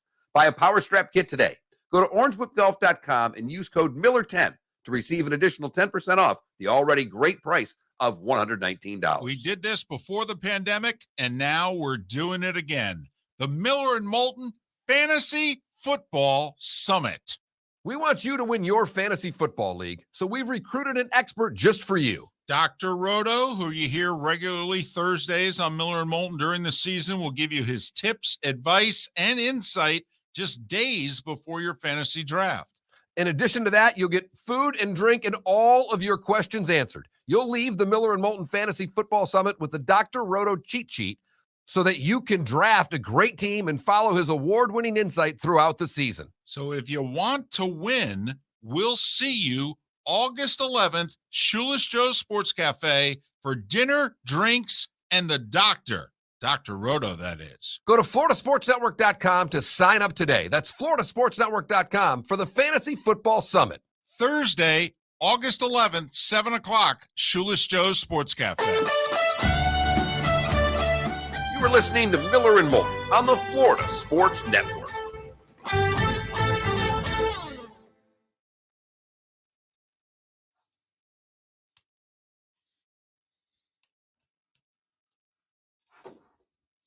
When you get Pat on, you need to ask him, what's his time like? Can he do one segment or two? So when you give us the cue for Pat, give us either one or two. Thank you.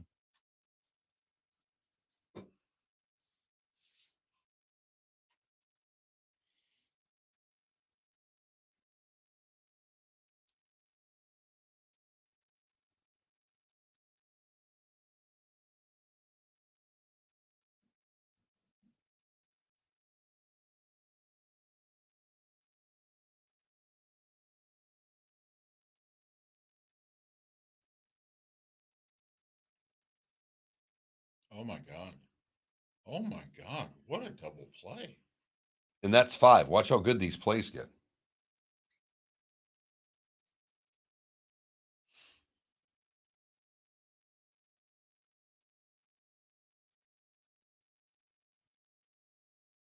You know, with all this baseball fever going on, totally forgot about the Little League World Series.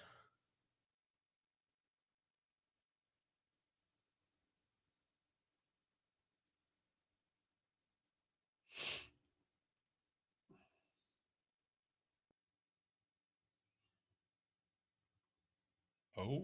Right? Right, that's play 3.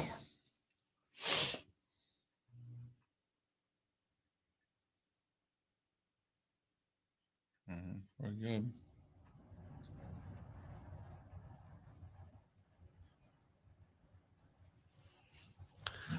No, I am not from the Kip Kelly, Kevin Miller family.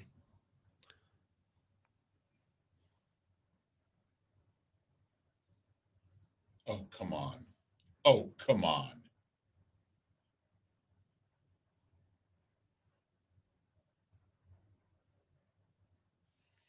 Pretty good top plays today. Yeah. I mean, there are days there's a lot of duds and they're looking for, ultimate Frisbee crap. That's pretty solid. 4-6-3 double play was number 5. When that's number 5, I could argue it could have been a spot or two higher, but yes. Like I thought it was better than the diving tiger 4. catch. I thought it was better than the diving tiger catch. I personally, but again, it's a Letterman thing. I don't really care if they're all good.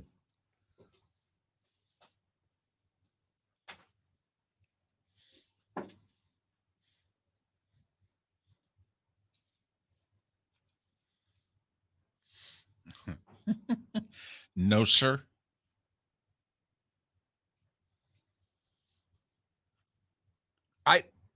Hops, I think it would be easy, but I don't think they would ever want to do it. I think they like the discussion. I think they like both Andy said and Pat said and David said yesterday, that they'll wait and see how this plays out for a day and a half before they decide whether or not they want. Yep. I think that's what they're doing. I mean, yesterday, today, tomorrow. I mean, literally, it's like, do they have an intern that's checking every radio show poll question out there? Yeah. I think they're having their social media department examine Twitter and go, okay, guys, what are they saying? Everybody's poll questions about this. Every single one in the country is about Deshaun Watson right now. Except in St. Louis. And they're talking about, should the Cardinals give up their top That's it. prospect for Juan Soto?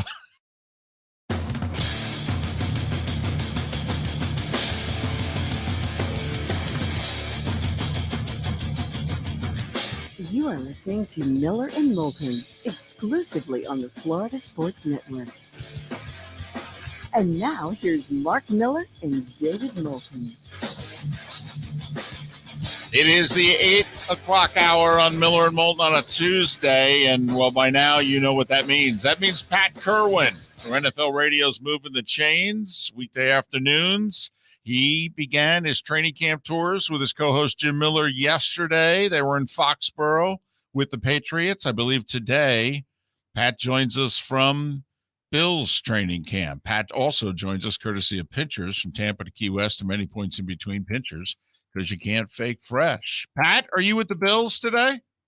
I am at the Bills. I'll be going over there at 9 o'clock this morning, getting ready for practice and spending a day with the coaches and the players. And, I'm going to see 3 of the AFC East teams. I lucked out because Miami's going to be scrimmaging the Bucks when we get down there. So fun to go from the Patriots. It was a very impressive trip, but they don't really have that guy who defies the X's and O's. They got a really nice looking, young, solid football team, well coached, all that stuff. But now today I'm going to see a team that has three guys that defy the X's and O's. And I think when it comes down to the battle of the AFC East, it's going to be that. It's going to be that Josh Allen's better than anyone they have, and they've got, Diggs, and they've got Von Miller. So they've got a couple of guys that just are different than what I saw in New England. Pat, whenever the Hard Knock show comes out, I get sucked in because they make everybody look good. How hard is it for you? How do you differentiate camp to camp? I listened to a little bit of the show yesterday. You're talking about how good the practice looked in New England. But how do you differentiate one from another when you see these teams look good in camp and know, like you just said, the AFC East is going to go through Buffalo? How do you not, get your mind swayed by what you see in camp too much? Well, I think it goes all the way back to when post-draft when we started breaking every position group down and start looking at where they're really quality groups of players, whatever position we want to talk about, and then where they might have some holes. Example, in New England, I don't really think they're very good in the backup offensive linemen. I didn't see a swing tackle I liked. I didn't see an inside guard center type I liked. And we all know that the injuries are going to happen. So that's one place I think they have to do a better job. And they've got a lot of surplus in some positions, which is kind of interesting to me. They probably are going to have a receiver to give. They're going to have a running back to give. They're going to have a safety to give. So they might be able to take those kind of players, the extra ones, and maybe, and I say that cautiously, and go get a swing tackle, somebody that I would personally feel more comfortable with. So those are the reasons I'm here. My spring grading kind of leads me right to the things I'm looking for. Now, today, I'm looking at a team in Buffalo that, on average, of all the position groups we did, line, running backs, receivers, et cetera, they graded out the highest of any team in the league. So now I'm going to see if I was right about all those things. So I think the spring prep really creates the logic for being here and what you're looking for. We will talk with Deshaun Watson with Pat coming up in a bit, but we want to get, while Pat's got it, the Patriots fresh in his mind and going across the street to the Bills here within the hour. Just want to talk to Pat Kirwan along with the folks at NFL Radio. They're doing their training camp tours. Jim Miller, Pat Kirwan moving the chains. Patriots yesterday, Bills today, and Pat will join us as often as he can from the road. You talked to Coach Belichick about the passing of Bill Russell. And Belichick and Russell, I don't know if they got close, but, he brought Russell in a few times over the years. Could you share with our audience what it was that Belichick found so interesting about Bill Russell? It was real fun to talk to him about it, and I was glad I brought it up. I wasn't sure he was going to be interested, but he's such a historian of sports. So as soon as they said, let's talk about Bill Russell, he lit up and got into the reasons he brought him to the club, which was he wanted his team to hear what it took to be great. We all know the stat on Russell, and he brought it up, 21 times in his career. He was in a do or die last game, and I'm sure your listeners know all this, and he won all 21 of them. He wanted him to talk to the team about that. Brady's not here anymore. He's developing a new mentality for winning, and Russell helps. I thought when I talked to Devin McCourty, Devin got into a whole other dimension of Bill, the African-American pioneer. And Devin said, I felt like, Bill Russell carved a way for me to do the right thing when living in Boston, do the right thing as an athlete with a high profile. And certainly he said not the profile of Bill Russell, but high enough that I knew how to handle myself. And so So a lot of that happened. I think the coaches in general were really interested, and especially when Bill was a player coach, they wanted to talk about that this guy was able to coach and play at the same time. So Bill said to me that he met Bill Russell not because they were both in Boston, but he met him through Jim Brown. And remember that Belichick was in Cleveland, became friends with Jim Brown, and Jim Brown was the entree to Bill Russell. So I worked with Belichick. He's a very bright guy. He's always looking for something that's going to help him develop a football team that's going to be on the same page. You don't see the Patriots in social media. You don't see them spouting off about contractual protests or anything like that. But I think Russell fortified how the Celtics lived, certainly in a different era, but how they operated as a team and what the head coach and the best players have to do to keep it all glued together. So he's very happy to talk about that. I will say this, though, David, the most revealing thing that I talked about with Belichick yesterday was him blaming himself for Patrick Chung and not coaching him the right way and not using him the right way. And then he went off to Philadelphia, and he couldn't stop talking about just, looking at himself in the mirror and saying, I did a lousy job with Patrick Chung the first time, and was determined to correct that the next time around. So it was fun to hear a guy fairly humble about his own coaching style and then having to morph into other things to get the most out of players. Most of the guys that were listening in yesterday thought that was the highlight of it, and me as well. Well, before camp or right when camp opened, he was praising Mac Jones in ways I've not heard him praise players before. That's un-Belichick-like. I'm sure you got into his talk on the quarterback. What are the reasons why he has moved the bar so high for his quarterback in 1 year, Pat?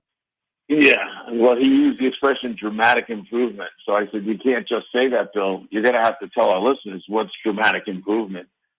He got into the football parts of it, the quicker mental ability to read coverages, the ability to go to the line of scrimmage and call plays, the ability to see coverages better, all the things that we would say you have to do better if you want to be great in this league.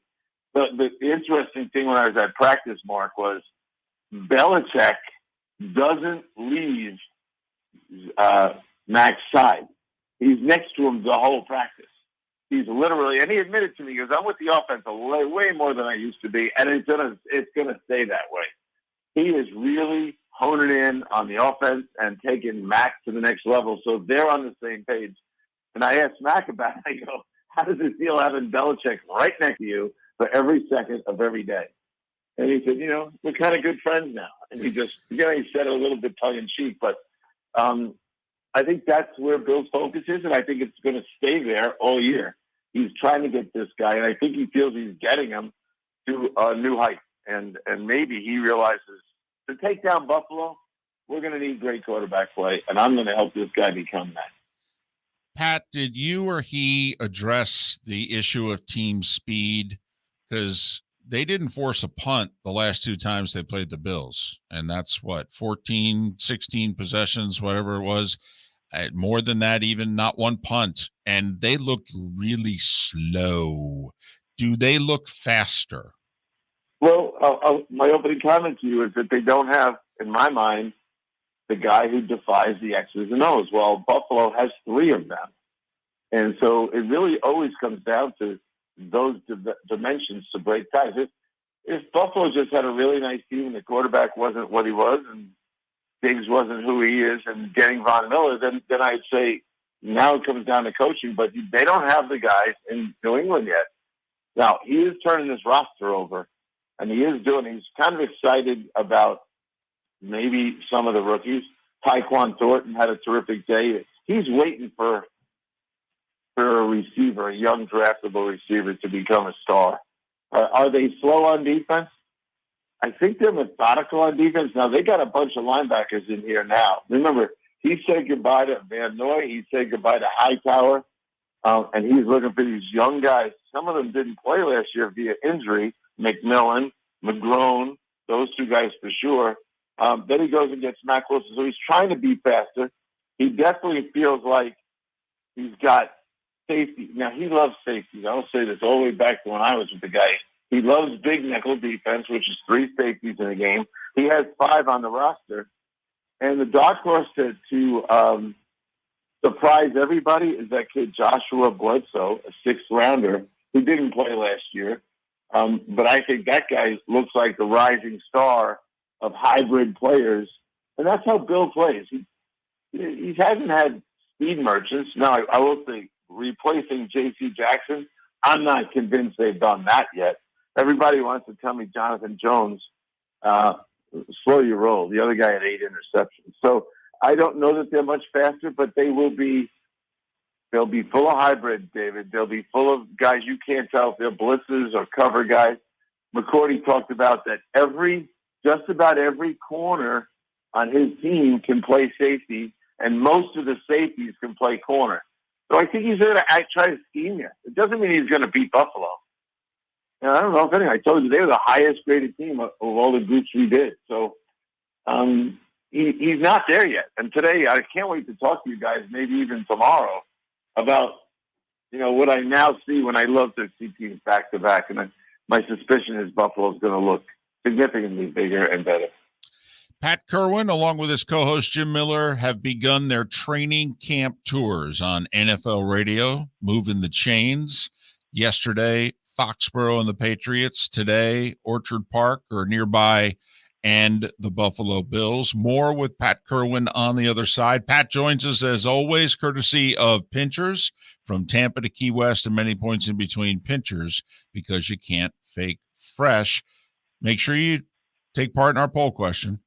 FloridaSportsNetwork.com. It involves Deshaun Watson, and does Goodell do anything from here? If so, what does he do? 0 games, 2 games, 6 games, or the rest of the season? Go to FL Sports Network, that Mark Miller, the David Moulton on Twitter, or FloridaSportsNetwork.com. More with Pat Kirwan on the other side on the Florida Sports Network. Golfers, are you bored of the same old driving range warm-up routine that's not getting you the results that you want on the course? Power up your golf swing by adding resistance bands to your range sessions with the Orange Whip Golf's Power Strap Kit. Featuring band attachments to your feet and hips, Power Strap resistance training will boost club head speed, increase power, improve flexibility, all with just a few swings. Buy a Power Strap kit today. Go to orangewhipgolf.com and use code Miller10 to receive an additional 10% off the already great price of $119. David Moulton for Napa, Napa Auto Parts, and Napa Filters. Insist on Napa filters for your vehicles, or if you're a do-it-yourselfer, only buy Napa filters. Napa has a filter for almost anything on earth that moves, whether it's motorcycles, foreign and domestic cars, vans, SUVs, earth-moving equipment. You get the idea. Napa Auto Parts, Napa filters. Insist on them for your vehicles, or if you're do-it-yourselfer, only buy Napa filters. We did this before the pandemic, and now we're doing it again. The Miller and Moulton Fantasy Football Summit. We want you to win your fantasy football league, so we've recruited an expert just for you. Dr. Roto, who you hear regularly Thursdays on Miller and Moulton during the season, will give you his tips, advice, and insight just days before your fantasy draft. In addition to that, you'll get food and drink and all of your questions answered. You'll leave the Miller and Moulton Fantasy Football Summit with the Dr. Roto cheat sheet so that you can draft a great team and follow his award-winning insight throughout the season. So if you want to win, we'll see you August 11th, Shoeless Joe's Sports Cafe for dinner, drinks, and the doctor. Dr. Roto, that is. Go to FloridaSportsNetwork.com to sign up today. That's FloridaSportsNetwork.com for the Fantasy Football Summit. Thursday, August 11th, 7 o'clock, Shoeless Joe's Sports Cafe. You are listening to Miller and Moulton on the Florida Sports Network.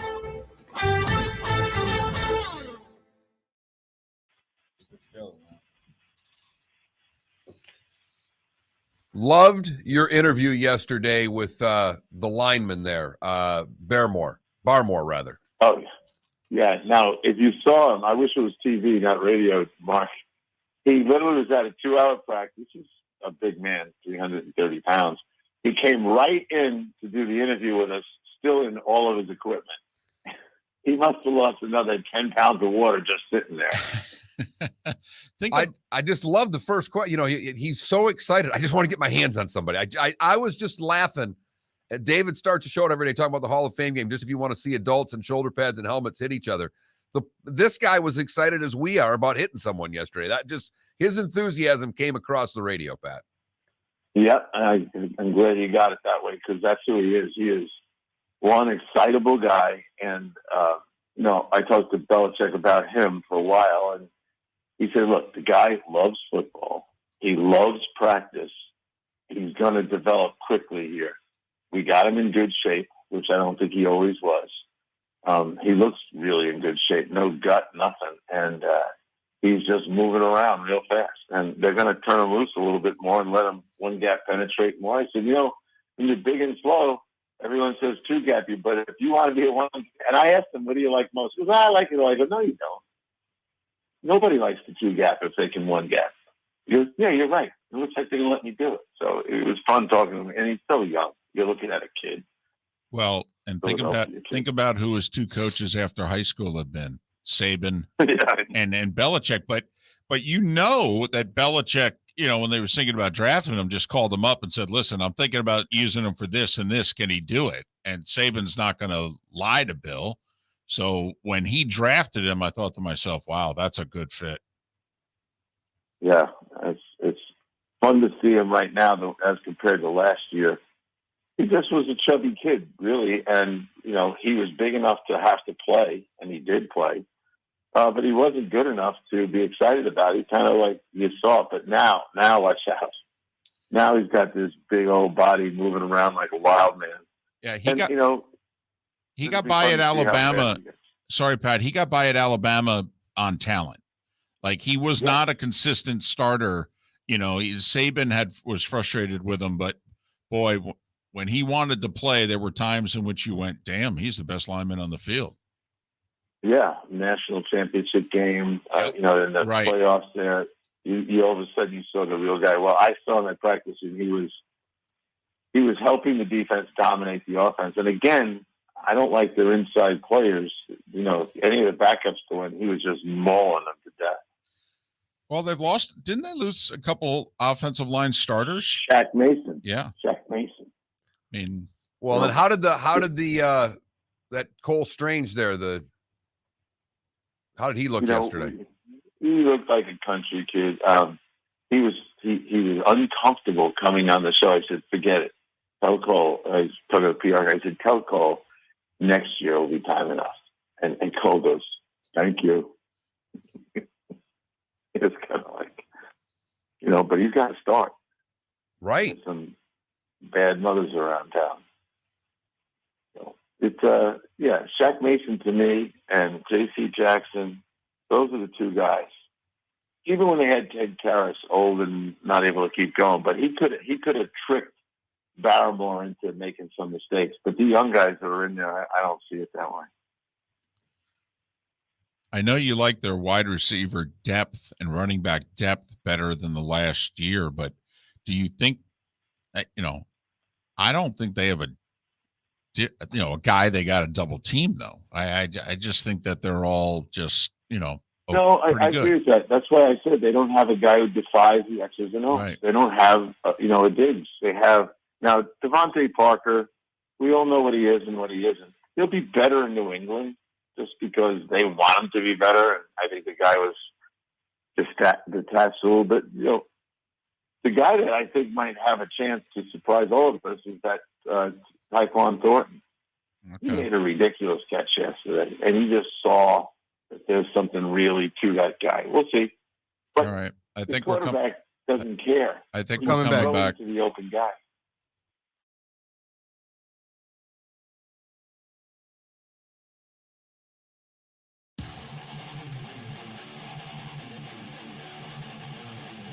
You're listening to Miller and Moulton, exclusively on the Florida Sports Network.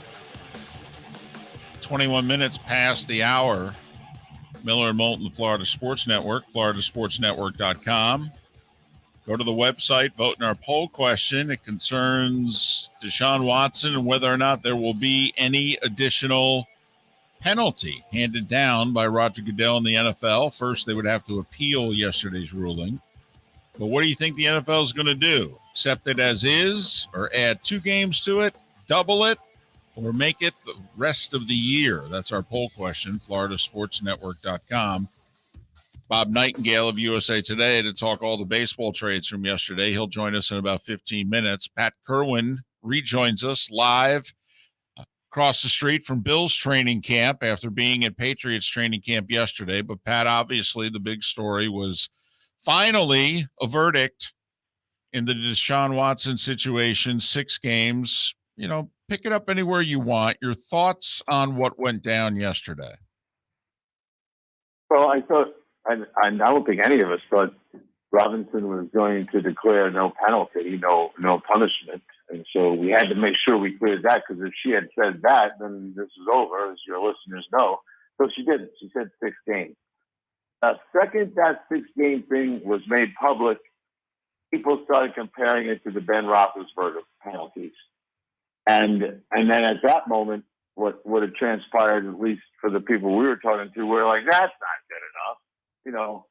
This is 24 women. His was 1. So people, I think most of them were in the mindset of, this penalty's got to be bigger. Now, I know the league has 3 days. They're down to 2 days now. But the league loves, like a lot of big corporations, they want to take the temperature of the fans. What's the fan reaction, which I think will have some influence on this, and I do think they will expand it. Now, I always thought he'd do it for a year, but I think that may not happen. My bet, if you're asking me to bet, I'm going to bet it's going to go from 6 games to 8 games. And I just have this feeling and I thought that all along, Pat. I think he's going to double it to 12 after reading the language in Judge Robinson's decision yesterday. She not only chastised Watson for not having any remorse, she chastised the league for not basically allowing her to suspend him more. That's why I just have this feeling deep down that he's going to double a suspension to 12. I don't think he'll go the year, but Pat, would you be surprised if it goes to 12? No, I would not be. As I said all spring when you asked me where I thought I was going, I said a year and indefinite as well. You're probably right, Mark, that 12 might satisfy a lot of people. It's interesting in Cleveland. Now, it is the team that he's playing for, but during practice, there has not been a lot of negative. It's been a lot of positive. People cheering for him autographing stuff and all that business. So the league looks at all that. They're nervous about protests outside of stadiums and what's going to be like on the road. It doesn't seem to be organized like it was with Michael Vick and the dogs. We were all warned what was going to happen with the dog groups and everything else, and it did happen. So I thought we'd see more organized protests to this outside of Cleveland's practice fields and all that. I don't believe that's going on. I'll be in Cleveland on Saturday, so by then I'll have a pretty good idea of what the reaction is, and we'll know the verdict by then. So, you can talk me into 12 right now. I think that you'll see the organized response once he starts playing games, and that the people that want to protest will know, he's going to be in Baltimore on October 23rd. Then I think that they'll have months to prepare their protest. I actually think we'll see it during the regular season as opposed to maybe in Cleveland for camp, but we shall see. These things evolve quickly. Pat Kirwan, NFL Radio's Moving the Change, joining us for a few more moments. Pat, for the record, I think it's going to go from 6 to 8. And I think Goodell, even like a few people in our chat room have said, well, what's the big deal if he only adds 2 games to it? It's kind of precedent setting, isn't it? I mean, I know he did it once before with Ray Rice. It was a little different. Video came out. He said they didn't have that evidence initially, and so he went from 2 games to indefinite. All right, but I mean, I think if he adds to this, isn't he then creating essentially a precedent that, like, hey, guys, I could do this again for any case over the next 10 years? And he can. He can do whatever he wants.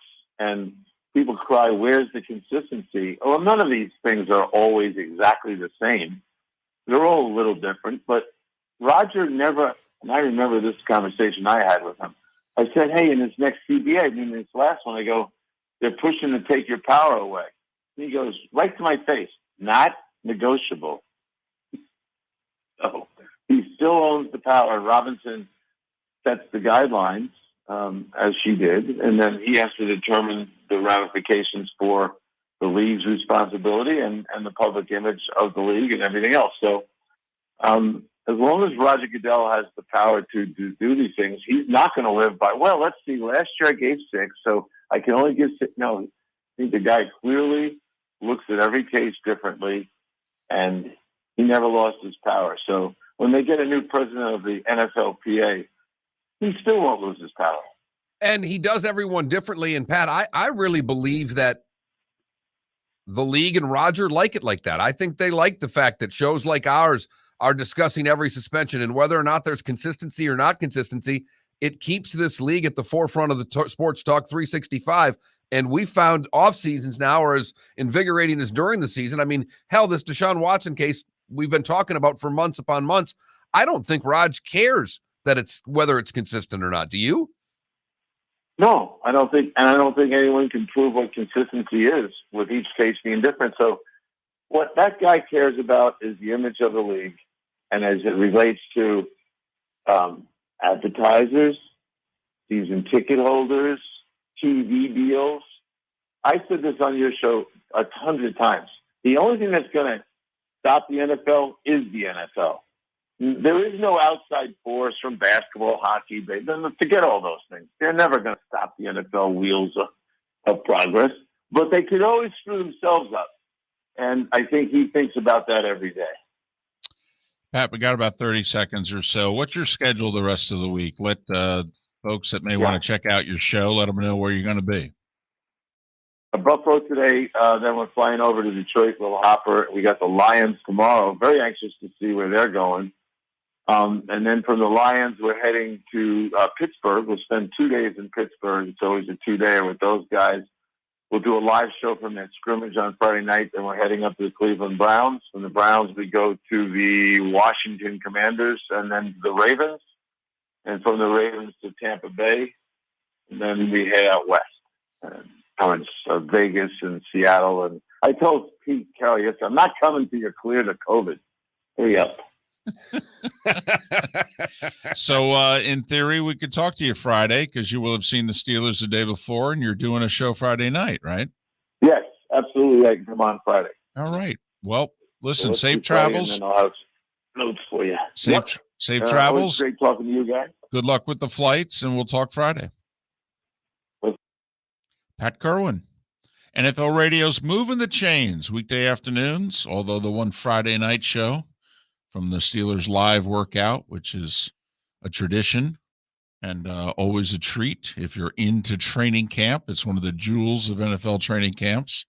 And Pat used to be a lot more of those. Yes. Used to be a lot more Latrobes, and there are not anymore. No. It's too bad. Absolutely. My hometown was the Lions training camp for many years, and people in and around Saginaw loved being able to go to Saginaw Valley State University and watch the Lions. They moved it back to their facility. I understand all the reasons behind it. We all do. But it's a gut punch to the cities that it was taken away from. And also it just made the NFL a little more, I don't know, germane. You know, it's kind of like retail politics. And now they've gone back to just totally advertising on television. No need to shake anybody's hands. That's what the training camps at the old college towns were in many cases. Pat joining us once again, courtesy of Pinchers, Tampa to Key West, many points in between Pinchers because you can't fake fresh. Now, can you bring your enthusiasm in the 6 o'clock hour back for Bob Nightengale? You come on. Might go tune into MLB television during the commercial break. Miller and Moulton, the Florida Sports Network. Golfers, are you bored of the same old driving range warm-up routine that's not getting you the results that you want on the course? Power up your golf swing by adding resistance bands to your range sessions with the Orange Whip Golf's Power Strap Kit. Featuring band attachments to your feet and hips, Power Strap resistance training will boost clubhead speed, increase power, improve flexibility, all with just a few swings. Buy a Power Strap Kit today. Go to orangewhipgolf.com and use code Miller10 to receive an additional 10% off the already great price of $119. David Moulton for Napa, Napa Auto Parts, and Napa Filters. Insist on Napa Filters for your vehicles, or if you're a do-it-yourselfer, only buy Napa Filters. Napa has a filter for almost anything on earth that moves, whether it's motorcycles, foreign and domestic cars, vans, SUVs, earth-moving equipment. You get the idea. Napa Auto Parts, Napa Filters. Insist on them for your vehicles, or if you're a do-it-yourselfer, only buy Napa Filters. Bring your big mouth to John Smith Subs and indulge in their overstuffed subs with the freshest quality ingredients. Enjoy our famous steak bomb with perfectly grilled marinated sirloin steak topped with provolone cheese, grilled onions, peppers, mushrooms, crispy bacon, juicy tomatoes, and creamy mayo. Boom! Made-to-order crispy fries can be paired with the Gator, the Cuban, the chicken bomb, or the Italian. Love local. Eat delicious with John Smith Subs. Find a John Smith Subs location near you today. Mark Miller for SWFL Golf Carts, or online, flgolfcarts.com. If you're looking for a golf cart, an e-bike, or an e-motorcycle, go visit Alex and the gang at SWFL Golf Carts. flgolfcarts.com online. Check out their whole inventory. If you're looking for a custom cart, they can take care of you. 2-seater, 4-seater, 6-seater, they've got you covered. E-bikes, nobody better for value and service. E-motorcycles, check them out. Again, flgolfcarts.com. flgolfcarts.com. You were listening to Miller and Moulton on the Florida Sports Network.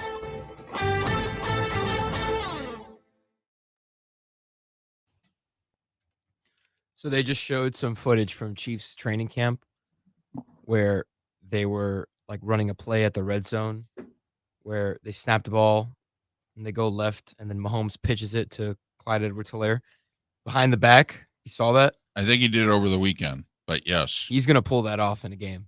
Yeah? Yeah. He's Yes, going to pull it off, and I don't think I've ever seen anything like that. No, not many behind the back NFL passes, that's for sure.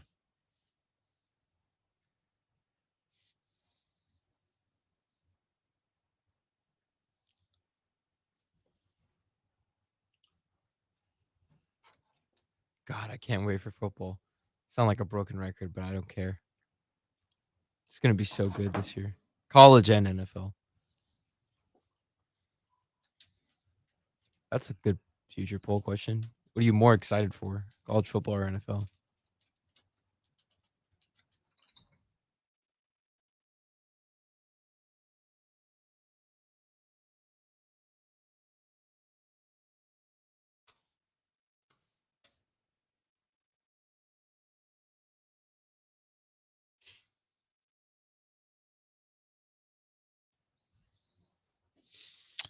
Yeah, I did see that on Twitter that Troy was like with the military at the same time that Buck was getting more hair plugs.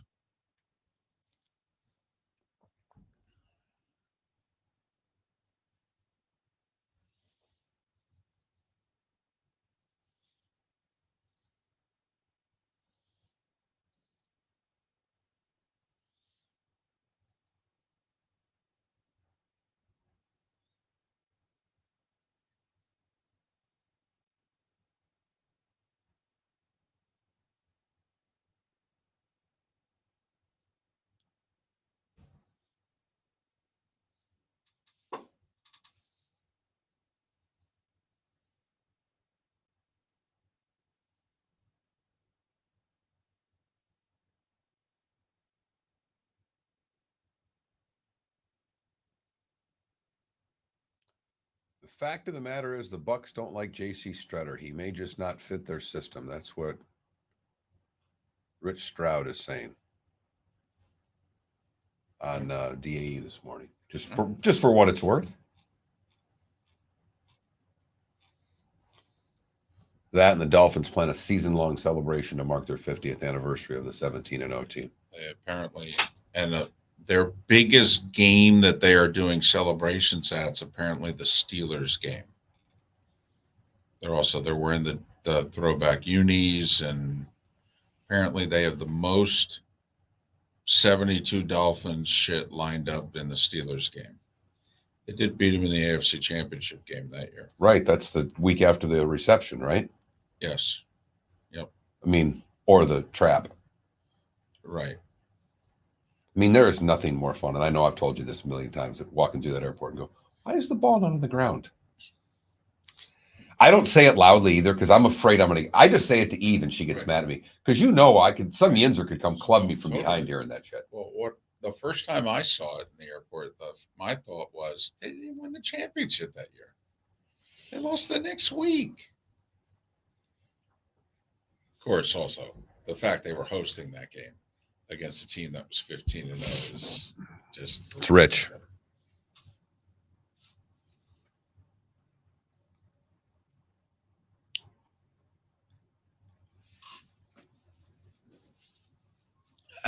I haven't seen Nick Wright recently. My guess is if you're asking about his hair, the answer then is fake.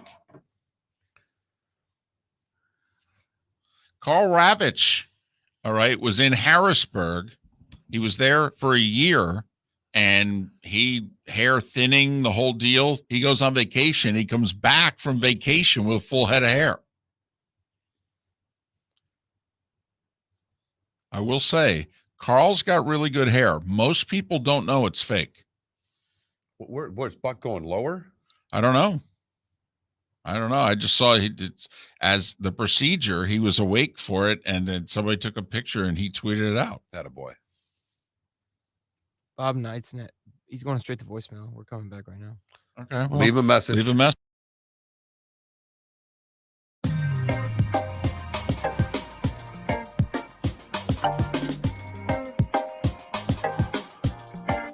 Welcome back to Miller and Moulton, only on the Florida Sports Network.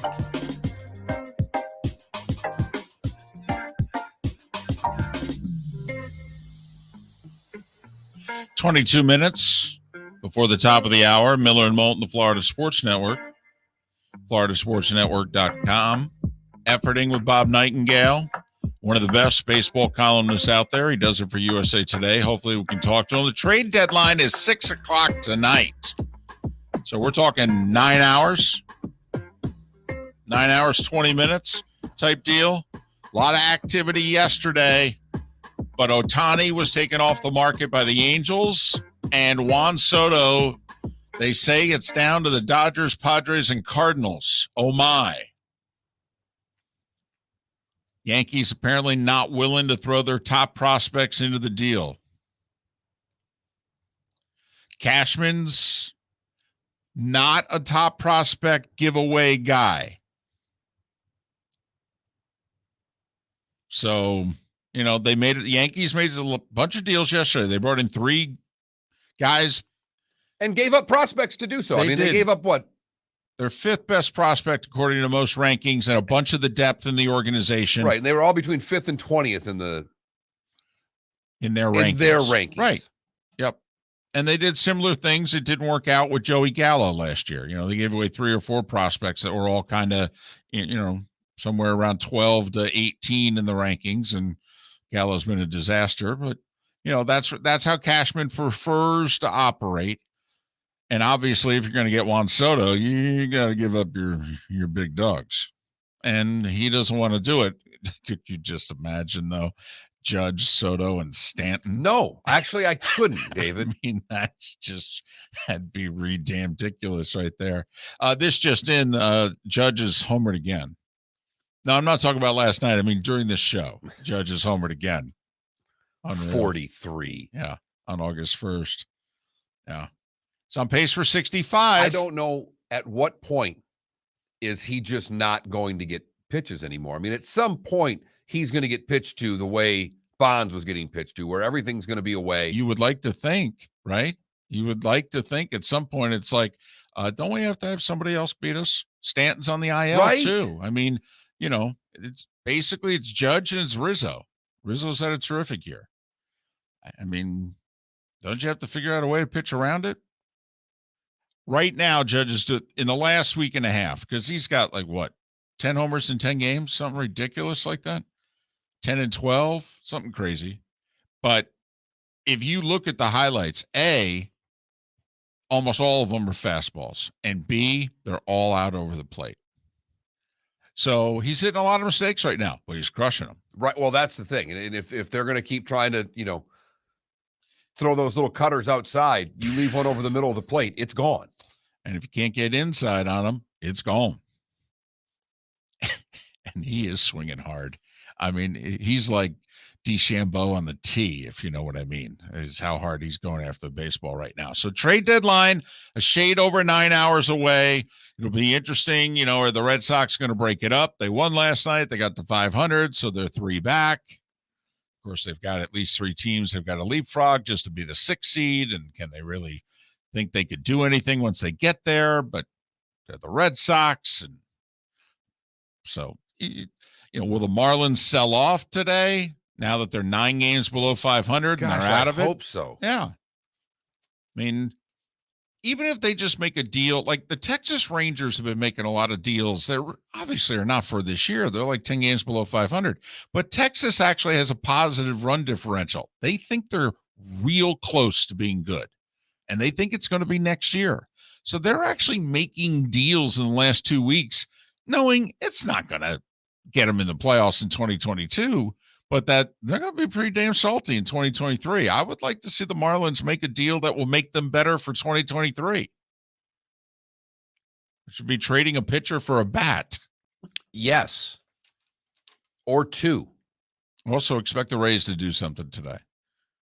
Don't know if the other teams around the Rays are going to make deals, which most people expect they will. Not sure the Rays have done enough to take a deep breath and know they're going to get in as the 6th seed. They're only a game ahead of the Guardians. And they're in the best division in baseball. So as divisional games come, it's going to get harder. And you look at what's going on in the Central between what the White Sox and the Guardians and the Twins will have to deal with. Right. I think it's a lot easier road to get to that wild card spot, having to beat up on the Royals and the Tigers the rest of the way. How's our poll question looking? Deshaun Watson, 6 games. Do you think Goodell in the next 48 hours will say I'm appealing and I'm going to add more? It is a very close vote. 0 games and rest of the season are tied at 29%. 6 games is at 22%, and 2 games at 20%. Go to FL Sports Network, that Mark Miller, the David Moulton on Twitter to vote. What do you think Roger Goodell will add to the Deshaun Watson suspension? He's one of the very best at what he does, which is write about baseball. USA Today columnist Bob Nightengale is kind enough to join us. You can follow him on Twitter, the letter B Nightengale. B Nightengale. Bob, it's David and Mark. Once again, thanks for doing this. How are you? Well, thank you guys. Listen, a lot of activity yesterday before we get to whatever may go down in the next 9 hours. Your thoughts, first off, on what the Yankees did. They acquired 3 pitchers. Yeah, they've done a great job, particularly, they won Luis Castillo of Cincinnati. But then, was able to get Frankie Montas, who was the number 2 guy available, along with the A's closer, Lou Trevino, who was very good last year and I think ran into some bad luck this year. And then they got the kid Efros from the Cubs, who was a 20-year-old rookie, but he was highly sought after by the teams like the Dodgers and Rays. So, and of course, they got Benintendi last week. They'll dump Joey Gallo sometime today. So they're set, World Series or bust. All right. What about the other New York team, the Mets? What do you see happening today? Is it just a matter of that DeGrom's back and that's their addition, or will they do more? They'll do more. The one catcher out there, Wilson Contreras, they got their eye on him. Everybody always looks for bullpen help. I don't think they'll just sit idly by. I really believe they'll get some bullpen help in another bat. So, whether Contreras is their number 1 target, if not him, they'll get somebody for sure. Your thoughts on the Padres-Brewers trade, the swapping of closers, and then San Diego also includes 3 other players, 2 pitchers and an outfielder in it. But hater to the Padres, boy, I'll tell you, they're dealing like they're not 12 games out, aren't they? No, they Brewers were shopping Hader for the last month. I don't think people thought they'd actually have the guts to do it, and they did. Padres, Trevor Rogers had really struggled the last month or so, and they were kind of desperate. And I thought this was a great move. And you're right. I mean, they're going for it here. They're right in the heart of the Juan Soto sweepstakes. They're talking about Wilson Contreras themselves. So I think you'll see a number of moves by the Padres before this day is over. Is it just a bidding war between these three teams in Soto? How is this whole thing going to play out today, Bob? Well, it is. The Nationals have told all three teams, the Cardinals, Dodgers, Padres, what it'll take. Obviously, so far, no one has met that. And I think they're hoping that particularly the Dodgers and Padres push each other so hard that one of them will give, the Nationals what they want. So I think they'll trade Soto. I know they don't have to. They keep saying that. I think they will. I still think he's going to the Padres. Well, you tweeted it out yesterday, all that the Braves did. Bob, is this deja vu all over again, that they are just acquiring pieces? They've added 3 pieces now in the last 24 plus hours. And oh, by the way, they signed Austin Riley to a 10-year team-friendly deal, and they've done that with a handful of their players. It seems as if, they're doing it again. Yeah, it's almost like the Atlanta back in the days when they won 14 straight division titles. They got 4 in a row. We'll see what happens with them and the Mets. They'll both be in the playoffs. But yeah, Jake Odorizzi gives them some insurance in the back end. It certainly helps them, fight with the Mets. I'm not sure if it'd fit in the rotation playoff time, but it certainly helps now. Getting guys kind of on the radar. And you're right. It's tough to call $212 million team friendly, but it really works there. And that kind of told people, hey, if you want to play here, we'll keep you, but you just can't get the strong annual average salary as you may want. Bob, in our backyard, what do the Rays do today to try to keep pace with everybody else in the East, not named the Yankees, and just try to get to that 6th and final wild card spot? No, I'm sorry, I missed you. The Rays, what do they do today to try to keep pace in the wild card race? Yeah, I think they made some nice moves. Got a crawl to the outfielder. They were pretty busy yesterday, so I think they're gonna get a wild card spot, and then they make so many small moves that nobody pays attention to, and then all of a sudden, it works out. And guys that tread away, tend to flop. So you can never count out the Rays. They're still a very good team. And they love those under-the-radar moves. Do you think the Red Sox unload one of their big 3 that potentially is available? They've made a couple minor deals here in the last 24 hours. They get rid of Vasquez, the catcher. Then they bring in Tommy Pham and Reese McGuire. They trade away a lefty reliever. Do you think they're just going to do around the edges, or do you think maybe they're going to peddle a Benintendi or a J.D. Martinez? Yeah, I think J.D. Martinez has a chance to go for sure. We'll see about Nathan Eovaldi. I think they're trying to do both, kind of buy and sell at the same time, particularly with the Pham move. But I think they'll be very, cognizant of that. Okay, we're not really in the race, but we're not out of it. And cognizant in the sense that you just can't turn off the fans by saying we surrender. I don't think they'll put up for that. They're discussing enough as it is. So got to be really careful here, not completely turning off the fan base. Bob, final question. Cardinals. I know they're in on Soto. They acquired Quintana yesterday for the Pirates. You could argue they need pitching more than they need another bat. They could obviously want Soto's more than another bat, but if you could only get one today and you're the Cardinals, would you get the big thumper, or would you get like a number 2 starter? Again, their starter, unfortunately, they're not out there. Quintana's, okay. You got Syndergaard out there. There's not a whole lot to help.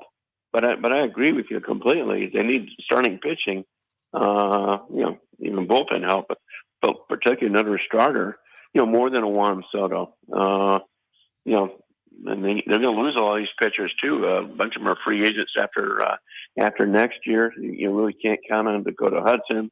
Can't count on Jack Flaherty. So, yeah, you're absolutely right. I wonder if maybe the Giants unload Rodon. Okay, he had a nice start last time out. Well, that'd be a great one for them, yeah. I think if they get sway enough, they will. That'd be a good fit. Rodon has struggled a lot in the second half over the years, but he's got electric stuff, and he would fit right in there at the front end of that rotation. Bob, we know how busy you are. And we appreciate you making time for us. All the best today and safe travels, and hopefully we can talk again. All right. Look forward to it. Thank you so much. Bob Nightengale, one of the very best at what he does, which is write about baseball, and he does so for USA Today. You can follow Bob on Twitter, the letter B Nightengale, B Nightengale. It was kind of like a first round of a welterweight fight. That was fast paced, wasn't it? I mean, that was like, every 20 seconds around the horn, we had buzzers and this, that, and the other thing. Red Sox, go. Well, we covered some ground there. No, we did. And the only thing I probably neglected, and I don't think it's there, I would love a fourth team to enter the Soto thing today. I would love just what, it doesn't seem like that's there, but. Well, I mean, come on now. We all know who that team would be. It's the Mets. No, I think it's the Yankees. Do you? I do. I think if the Yankees, all of a sudden, if Cashman went to bed and he wakes up today and he decides, you know what?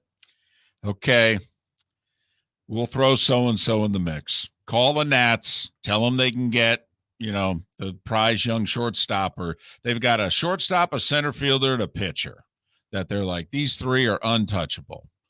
What if they just decide, you know what? Okay. Because the Nats have needs everywhere. They've got one of the 5 worst farm systems in baseball, and they're one of the 5 worst teams in baseball. I mean, that's a really bad combination. So, and that's why Rizzo has said to everybody, listen, there's going to be you take a bad contract from me. No. We are auctioning Soto off. Whoever puts the best offer in front of us, that's the one we're taking, period. You're not going to be able to take Patrick Corbin's contract off our hands and appease us that way. This is going to make no difference at all. But taking Corbin at the end of the day could be the equal prospects, if you will, could do the deal. True. Right. If he if he calls up and says you and the Dodgers are tied and you go, well, I'll take Corbin off your hands. Okay. Right. You win. That to me could be the deal maker, not breaker, if you will. So, but now I'm ready for more MLB radio. 6:00 tonight's the deadline. Miller and Moulton. Lake City, Tampa, St. Pete, Port Charlotte, and Venice. Thanks for listening. Bonus hour next. Bring your big mouth to John Smith Subs and indulge in their overstuffed subs with the freshest quality ingredients. Enjoy our famous steak bomb with perfectly grilled, marinated sirloin steak topped with provolone cheese, grilled onions, peppers, mushrooms, crispy bacon, juicy tomatoes, and creamy mayo. Boom! Made-to-order crispy fries can be paired with the Gator, the Cuban, the Chicken Bomb, or the Italian. Love local. Eat delicious with John Smith Subs. Find a John Smith Subs location near you today. Golfers, are you bored of the same old driving range warm-up routine that's not getting you the results that you want on the course? Power up your golf swing by adding resistance bands to your range sessions with the Orange Whip Golf's Power Strap Kit. Featuring band attachments to your feet and hips, Power Strap resistance training will boost club head speed, increase power, improve flexibility, all with just a few swings. Buy a Power Strap Kit today. Go to orangewhipgolf.com and use code Miller10 to receive an additional 10% off the already great price of $119. David Moulton for Napa, Napa Auto Parts, and Napa Filters. Insist on Napa filters for your vehicles, or if you're a do-it-yourselfer, only buy Napa filters. Napa has a filter for almost anything on earth that moves, whether it's motorcycles, foreign and domestic cars, vans, SUVs, earth-moving equipment. You get the idea. Napa Auto Parts, Napa filters. Insist on them for your vehicles, or if you're a do-it-yourselfer, only buy Napa filters. We did this before the pandemic, and now we're doing it again. The Miller and Moulton Fantasy Football Summit.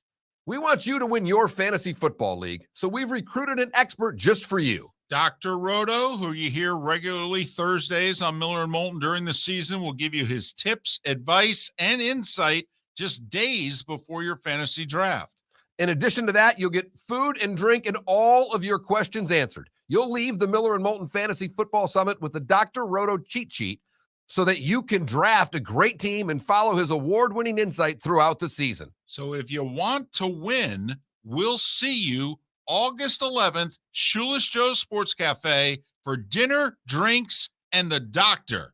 Dr. Roto, that is. Go to floridasportsnetwork.com to sign up today. That's floridasportsnetwork.com for the Fantasy Football Summit. Thursday, August 11th, 7 o'clock, Shoeless Joe's Sports Cafe. Mark Miller for SWFL Golf Carts, or online, flgolfcarts.com. If you're looking for a golf cart, an e-bike, or an e-motorcycle, go visit Alex and the gang at SWFL Golf Carts. flgolfcarts.com online. Check out their whole inventory. If you're looking for a custom cart, they can take care of you. 2-seater, 4-seater, 6-seater, they've got you covered.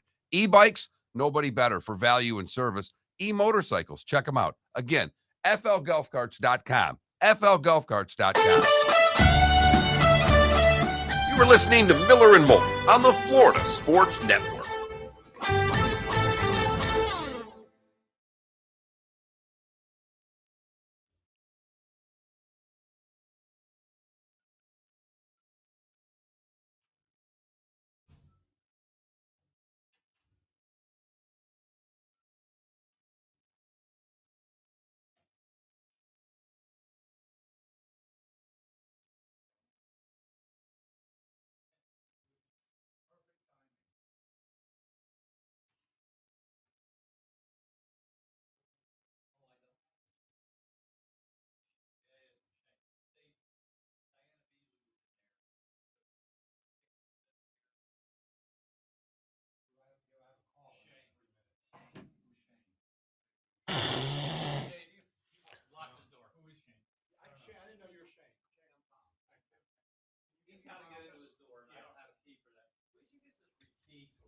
You know, I probably should close this door, but I don't know. I like. Yeah, you should. Yeah, I should. It should always be. I did not realize it's open.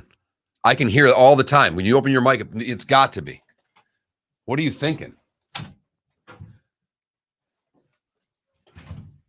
Yeah, you can't have that open during a show. I know.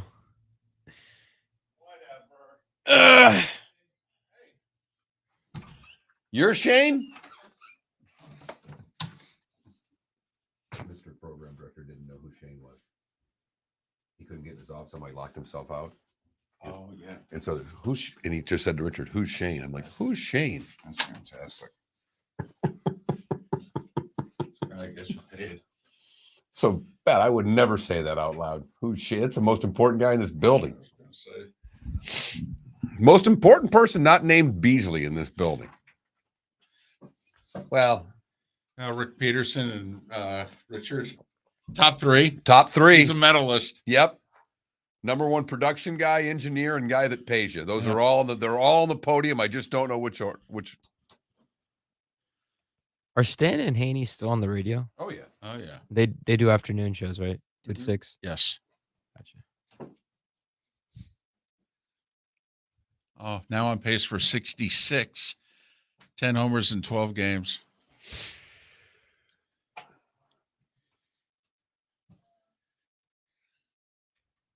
He'll do it. Who's Shane? Shane, son of a gun. That's great. In theory, don't you usually meet with him to fill out your introductory paper? Thought. Maybe he's just bad with names and he forgot them. He's following around like I a know. puppy. Who's Shane? I can't help it. I can't. That's great. Where are you gonna go? that really is. Best parties in the hallway. That really is in this building the equivalent of where you're gonna go. Oh, we got someone calling. Let's see. Oh, that's funny. Maybe it's somebody who knows where Shane is. Hello.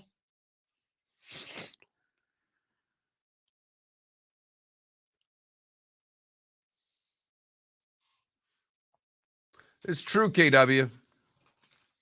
We said this a couple of years ago. This Yankee group is likable.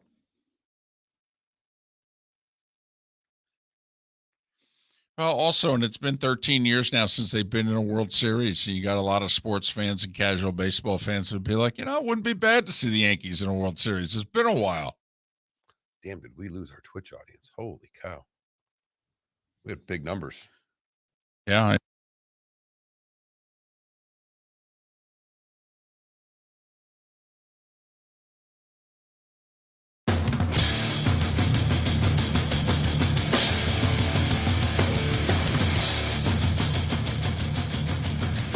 You are listening to Miller and Moulton, exclusively on the Florida Sports Network. And now here's Mark Miller and David Moulton. It is the bonus hour of Miller and Moulton on this Tuesday. It is the 2nd of August.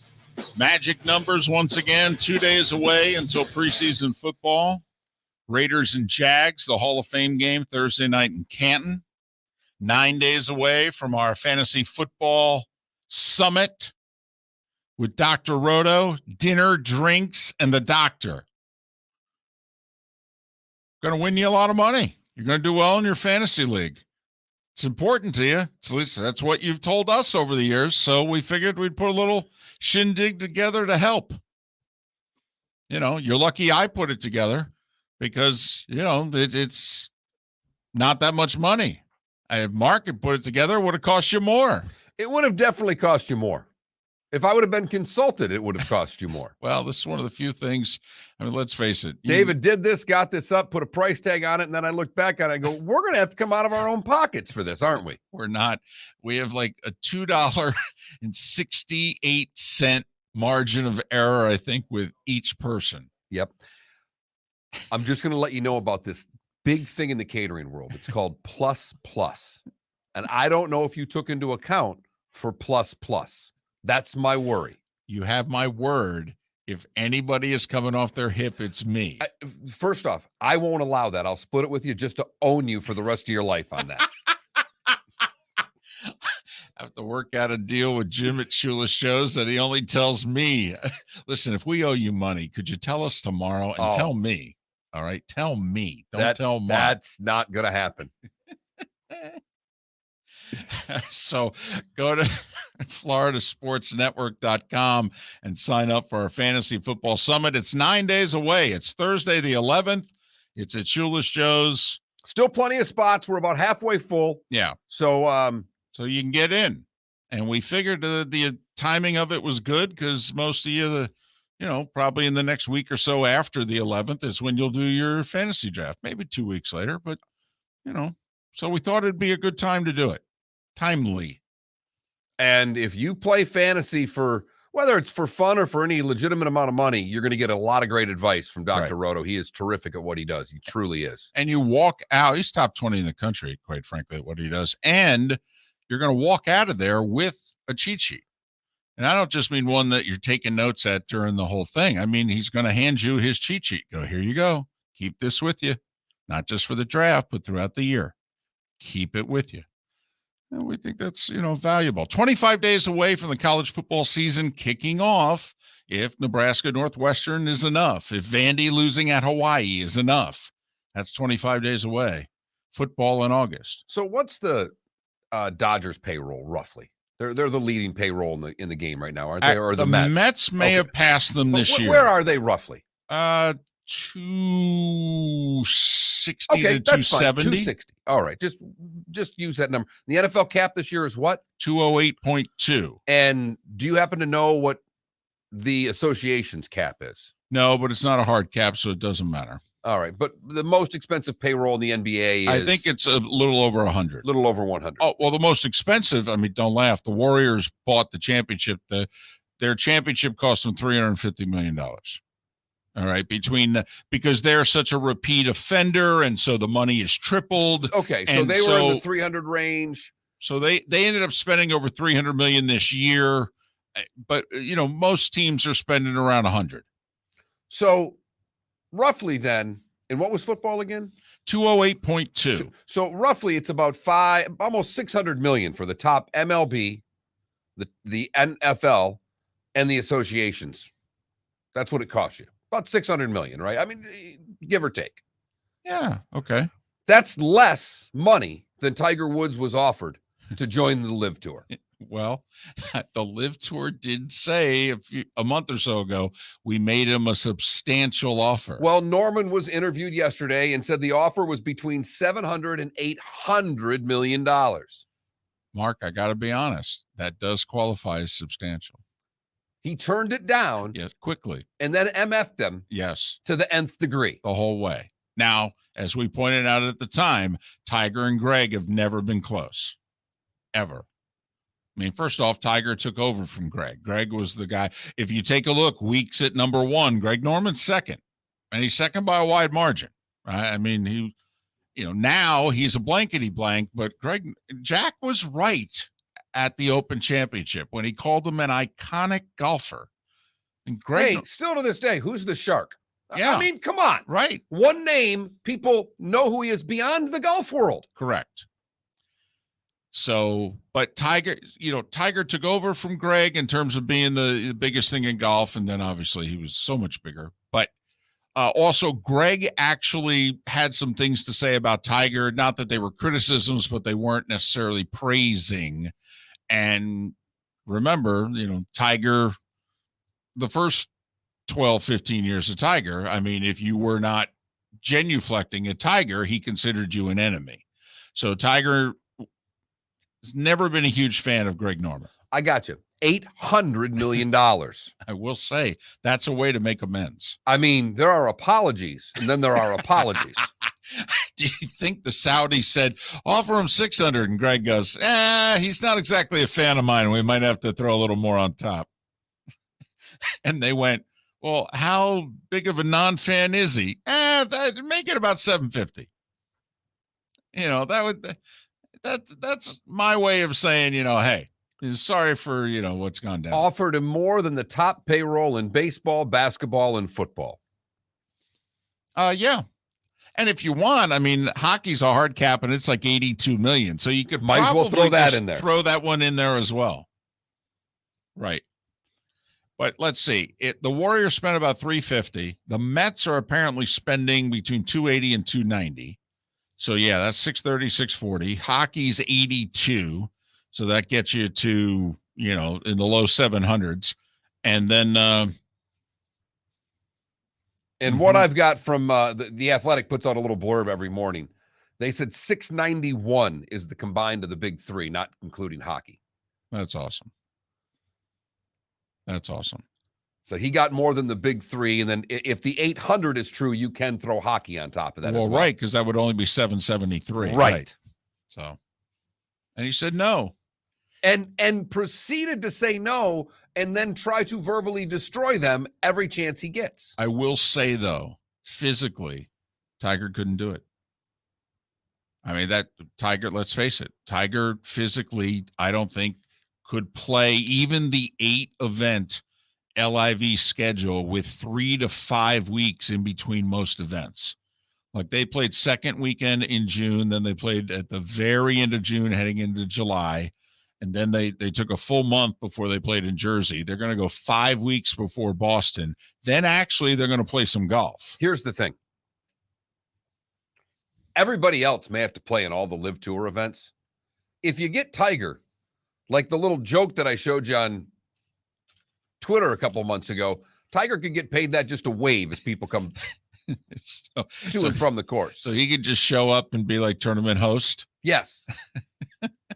And someone was asking, is that $700-800 million for a year? Probably not. Most of these deals have been 2-year deals, as the way we understand it. Oh, so he would have had to play for only $350 to $400 million for this year? Correct. But let's be honest. I mean, they apparently have gone much faster than they were going to go. The original plan was next year they'd go to 10 events. And in 2024, they'd go to 14, and now they're going to go right to 14. So, I mean, we've talked about this. When you think of the PGA Tour, you are going to think of Tiger until he retires. But the fact of the matter is, Tiger is hardly ever going to play on the PGA Tour again, if at all. 2-3 events a year, I think, is what you're looking at. And because we don't count, and I know technically the majors count as a PGA Tour event, but they're not run by the PGA Tour. They count as an official PGA Tour win, but they're not run by the PGA Tour. So throw those 4 events out. How many other tournaments do you think he's going to play in? I mean, we've talked about this. Will he try to help out Arnie's tournament, which is beginning to suffer in terms of the quality of the field and the status on tour, although the tour threw some money at it for next year, trying to make it one of the top 5 tour events that are not majors. Great way to get a good field. Throw a lot of money at a tournament. Agreed. Now, all of a sudden, they'll take the week off before or after, but they'll play that one. But the week after has been the Players. So they're basically saying you're playing 2 weeks in a row. Yeah, okay. And you know what's going to suffer? The Valspar. No doubt. And the Honda. And the Honda's on life support too, because the course is too hard. No one wants to play it. Well, if you really think about it, I mean, the West Coast swing and the Florida swing both have problems with it right now. Like Phoenix is doing really well, and the one LA event does well. But that's the Genesis that they just threw a bunch of money at as well. Right. But the half the West Coast swing players are like, I really don't want to play Pebble. And they hate the Pro-Am because of the length of rounds. Right. And also Pebble in February is very different than Pebble when they host a U.S. Open or something like that. It's just a very different course. It's cold. It's windy. Yeah, it's harder. You think they like the players at TPC Sawgrass? They like the money. Yeah, actually, most players don't like the course. Really? Yes. It's tricked out. It's hard. It's hard. Are there many courses that the players like in Florida? Well, they're not crazy about Nicklaus's Honda course. They think it's too hard. Right. And they made Bay Hill really hard this year and did not meet with favorable reviews. And believe it or not, those that play the Valspar like it, but it's one of the minor tournaments of the Florida swing. And yeah, they play the Players because it's the quote 5th major, and it was the tournament and still is the tournament that the PGA Tour is the biggest purse at outside of the tour, end of the year tour championship when they hand out all their money. But I thought we've done a lot of football and a lot of baseball, and it did come out yesterday. Greg Norman saying that they offered Tiger somewhere between $700 and $800 million a year, and $700, $800 million for a contract. I just wanted to give a little perspective of what that buys you.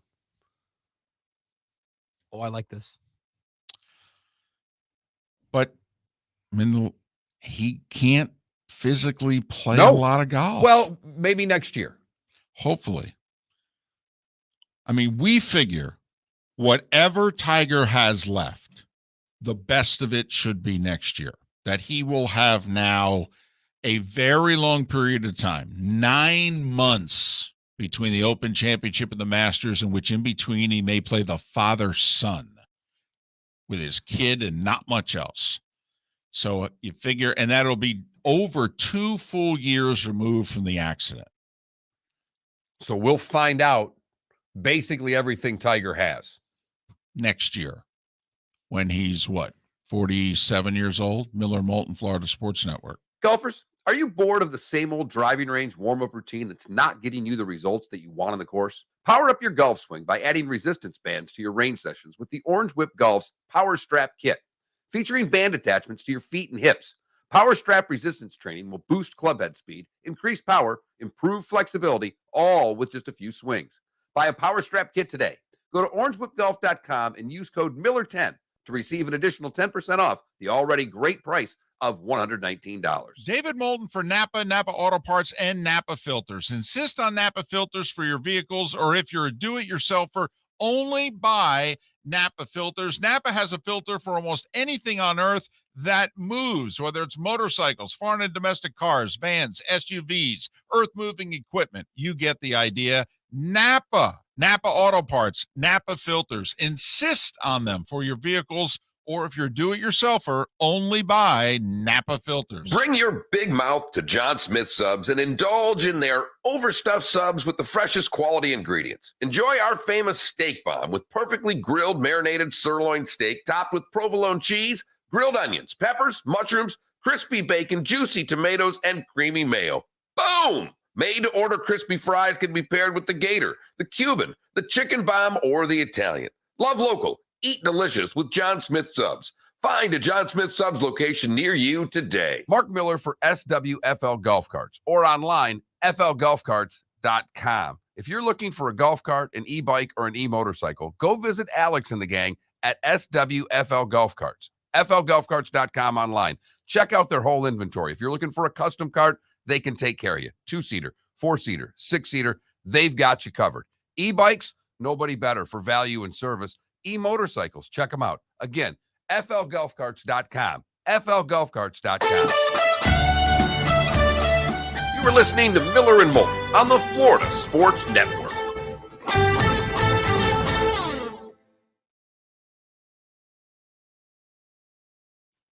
So I didn't think it was very, I mean, there was a chance for a couple guys to make a run at Finau. He made 2 birdies and no one did anything. I've The got other thing 5 about, on it. Bedminster is 2 of the last 4 holes are par 5s. So you had a real now. Yo, how many people in the Twitch chat got 5 on The it? easiest par 5s, but Huh? in theory, obviously everybody can get. In theory, you can get. Adam, you got 5 on it?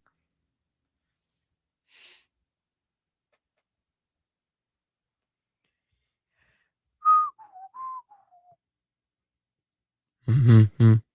Mm-hmm. Mm-hmm. Mm-hmm.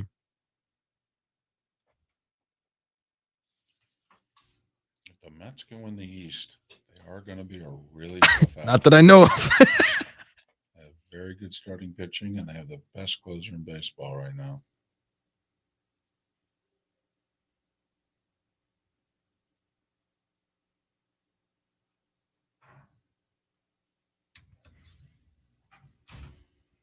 Yeah, actually, $5. Yep.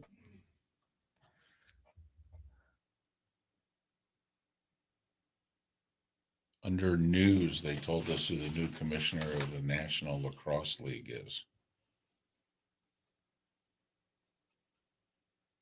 What is it free now? I mean, I'll take free stuff. I mean,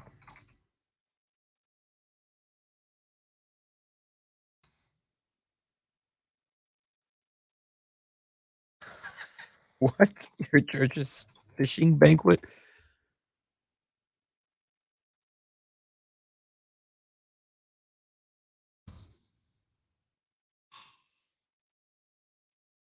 Great. Someone's sending, I think it's 50th anniversary of American Reception. And then the whole story about how they won the Super Bowl that year. And I'm like, well, no, they didn't win the Super Bowl that year. They would lose the next week. To the undefeated Dolphins. I said to They the didn't- then 15-0 Dolphins. Hey, Didn't win it the next year either. hey, let's go. Let's go, Adam. The Dolphins went back to back, right? I got 2 on me too, so that's Back at Reception was with that and that, 72 season. They didn't we win would their both first have 5 Super on it. Bowl of the 74 season. Damn, your church is giving away a boat? That's awesome. Let me drive the boat.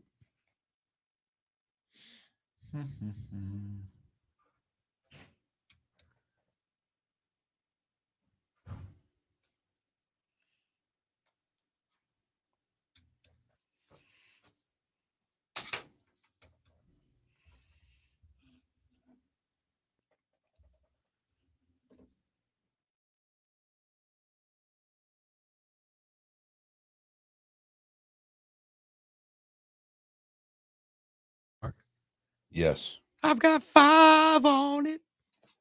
That means nothing to me. Dun, dun, dun. You don't remember that song? What are we doing? Not the way you sing it. Dun, dun, dun, dun. Ba-dum, bum. I haven't done that in a bit, Adam. The last time I did it, though, I ordered it at like 7 a.m. and there were no dashers available that early. So after like an hour and 20 minutes, I waited and I got $10 back from DoorDash, and I used that to buy myself a free Chipotle bowl later. So maybe I'll try that again. Maybe it works. I don't know. How many people door dashing at 6:45, 7 a.m.?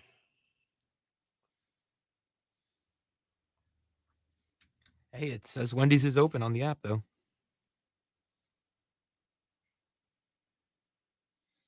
Exactly. Not in San Carlos. Although I will say one time I door dashed from like 11 p.m. to like 3 a.m. one summer in San Carlos Park, and I made so much money that night. So many McDonald's orders.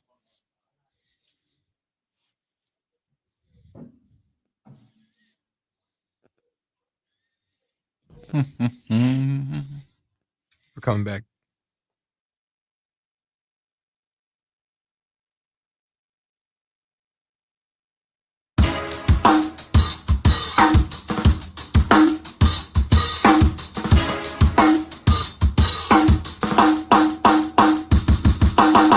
Welcome back to Miller and Moulton, only on the Florida Sports Network. 21 minutes past the hour. Miller and Moulton, Florida Sports Network, floridasportsnetwork.com. That's where you go to sign up for our Fantasy Football Summit. A week from Thursday, the 11th. Dr. Roto, dinner. We'll provide the non-alcoholic drinks. The alcoholic drinks are on you. It's also where our poll question is, what, if anything, is going to happen to Deshaun Watson from here, from Roger Goodell in the NFL? You don't think they're going to do a damn thing? They're going to let it be 6? Or do you think, oh, no, they're going to appeal this and they're going to add on games? Add on 2? Add on 6 more, double it, which was apparently the minimum suspension the league would have been willing to negotiate with Watson, but he wouldn't settle on a 12-game suspension. And remember, the league asked Judge Robinson for a year and an open-ended one at that. So those are our 4 choices. I don't know if we've ever had this close of a vote between all 4. We can't even get candy bars, get them this close. Right. But basically between, 29% and 21% is where all of these lie right now. So wow, all over the board, all different ideas coming from our listeners today. Can you help me out here? I'll do my best. And this is where you got a text about midway through the show about the NFLPA and Watson is threatening to sue. And we have said, yeah, there is no suing. Well, obviously anybody can sue. Right. But what we keep trying, and they have publicly said, by the way, if Roger Goodell and the NFL appeal this decision from Judge Robinson, we are going to sue them.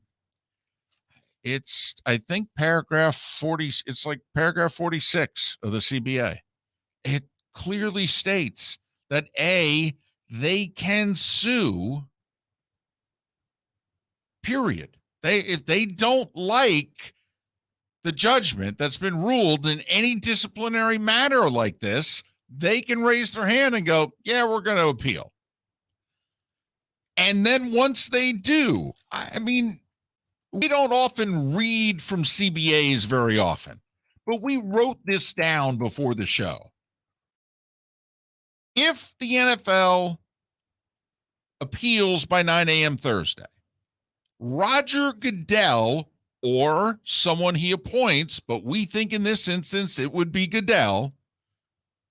And if, like, say, Mark, it was you. Well, Goodell's going to tell you what he wants. Exactly. So, that's the part I wanted to stop you at. Okay. Because you've spoke for both of us, and that's fine that we think Goodell's going to do it. Or Goodell is going to have his number 2 sit in, and they're going to sit in a room and discuss what they want the punishment to be. I mean, my goodness gracious. Does anybody believe that whoever is appointed by Goodell is not going to know exactly what Roger wants?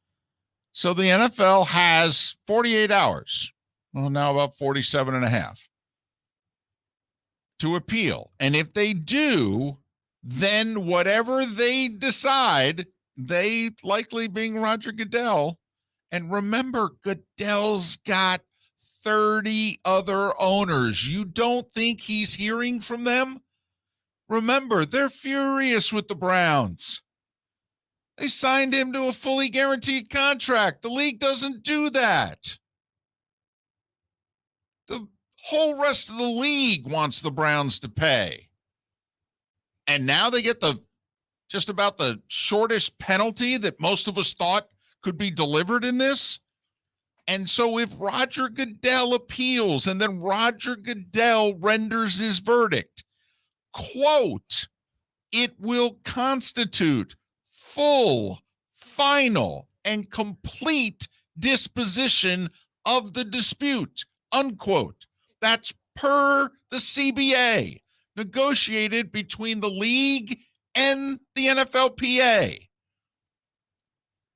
By all law in this country, National Labor Relations Board and federal court law, by all law in this country, there are no grounds for the NFLPA suit. None.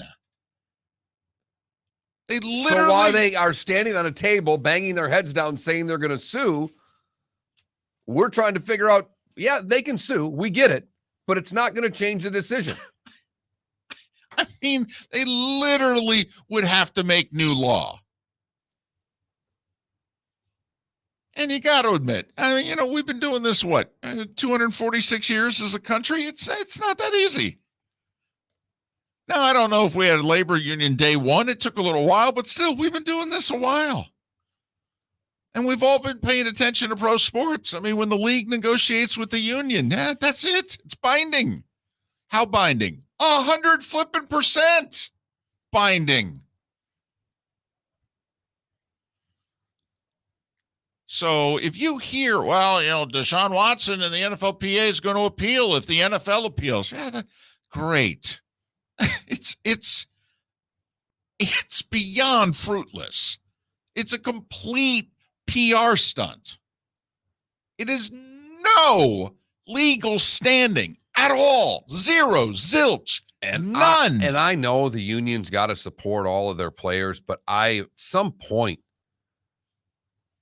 to chase a bad deal doesn't make any sense, other than that they feel that the PR side of it is worth bringing the league out. I would have been suing on the Ridley case. I would have been suing on the Hopkins case. I would have been suing on far other deals that the league has made against players than this one. Because at the same time, we believe, David, that the league right now has their wet finger in the air trying to take a gauge on which way the wind's blowing as far as public sentiment. Don't you think the union's doing the same thing and is realizing that most everybody thinks that the suspension was too light for Deshaun Watson if they're not in Cleveland? Yes. So how is it good PR to chase a bad story that you're not on the right side of? I don't know.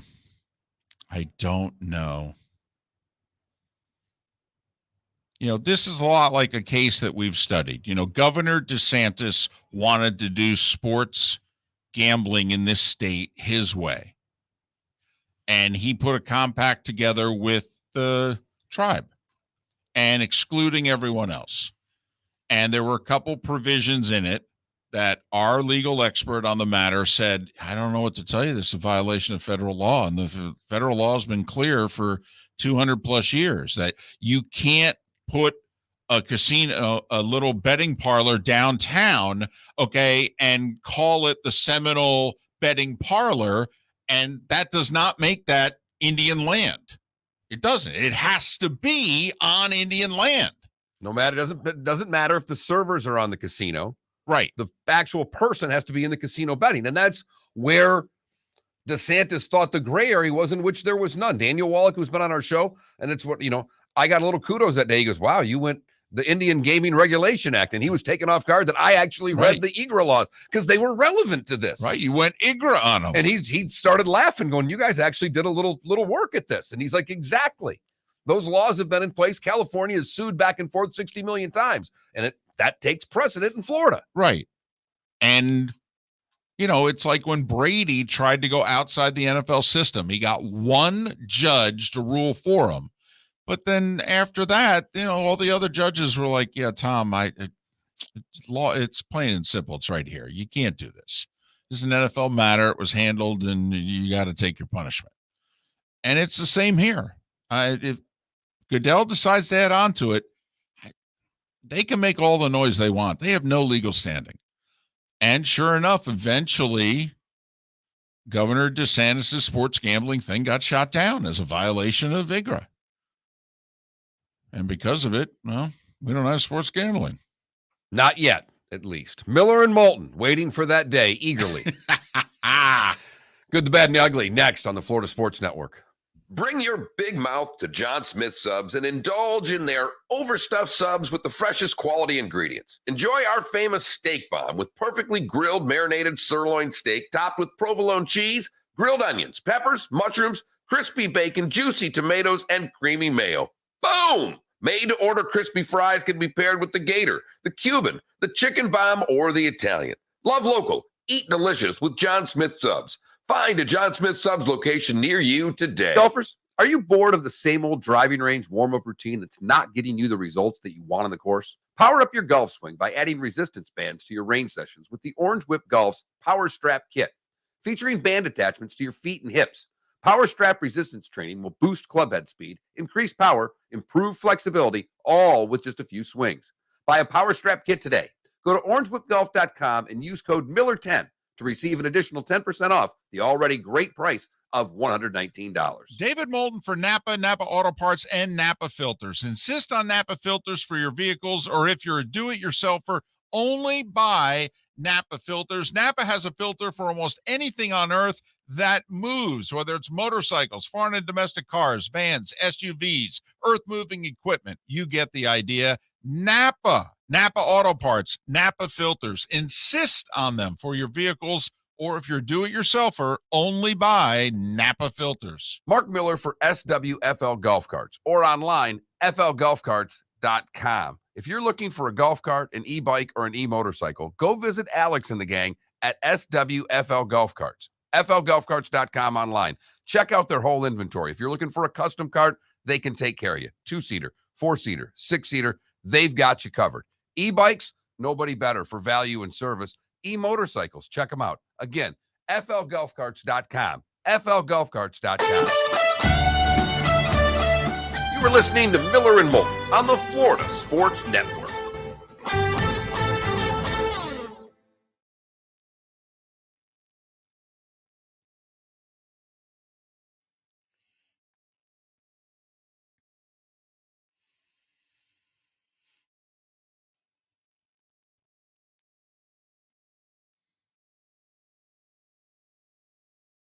May of 2013. Wow. I didn't really remember him for obviously they worked him into spots, but it's a little longer ascension than I thought. I didn't think he was there that long.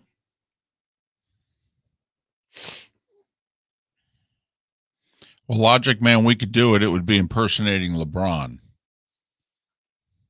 And no, we can't do it because I'd come over the top.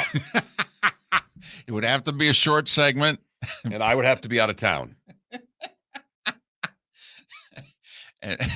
And our short segment's 10 minutes, and I can't see making it much beyond the 4-minute mark before Mark would just get up out of the chair and come over. Unless we were both doing it, and I don't think I could do it that long. Logic Man, I am with you though. When you did the sign to get Jimmy's getting triggered. When he says third person, is he talking about like Zlatan Ibrahimovic stuff? Going third person, speaking about yourself in the third person. Right, like Zlatan. Mark thinks that Felipe asked a stupid question. Right. Yes, like I just wanted to make sure, like Zlatan. Zlatan thinks that Zlatan asked valid question. But Adam, Zlatan. What? You don't know who Zlatan Ibrahimovic is? The big basketball player? No. What are you talking He is about? the greatest Swedish footballisto of all time. God, Zlatan. Okay, thank you, Felipe. Just do me a favor. Give me 25 minutes without you. Sure thing. Wow. But I have Adam asked, what's important to remember is that Adam took a flyer on Watson in his fantasy draft. So that's where the whole third person thing came from.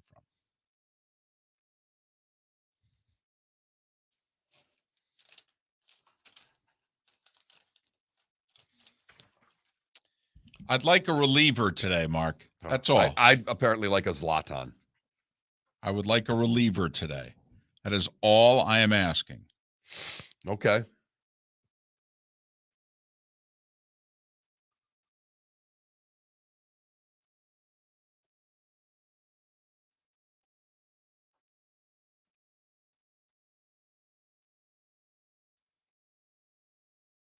Tefilo? Is that how he said the boxer cute? Teofilo.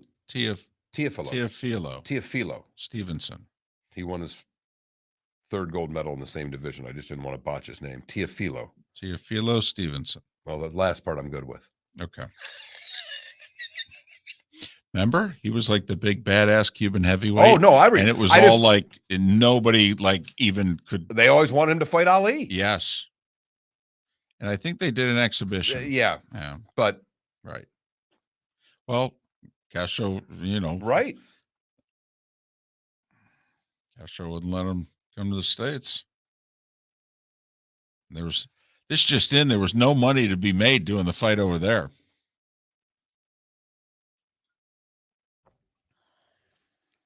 I mean, unless Castro was willing to front the check. Well, they tried to get money, but this Bay of Pigs things happened. It didn't work out that well. We tried to get it back. But I mean, Castro could have written the check straight to Ali. I mean, that's how the whole Manila thing happened, and those two.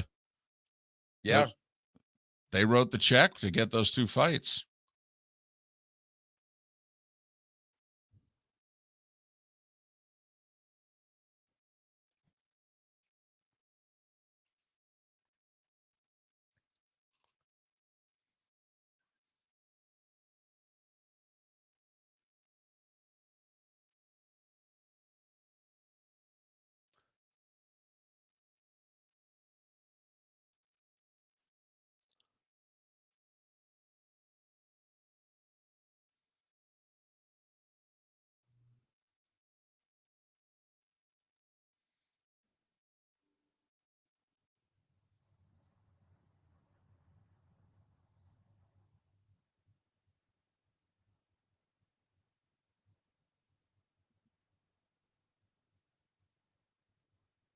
Come back.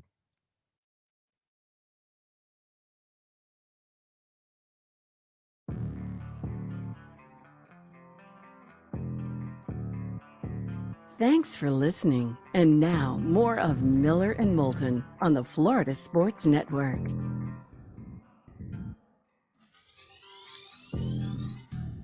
I know it's a radio show, so you can't, put it in a corner of a screen. But I got the fever. 8 hours and 22 minutes and counting to the baseball trading deadline.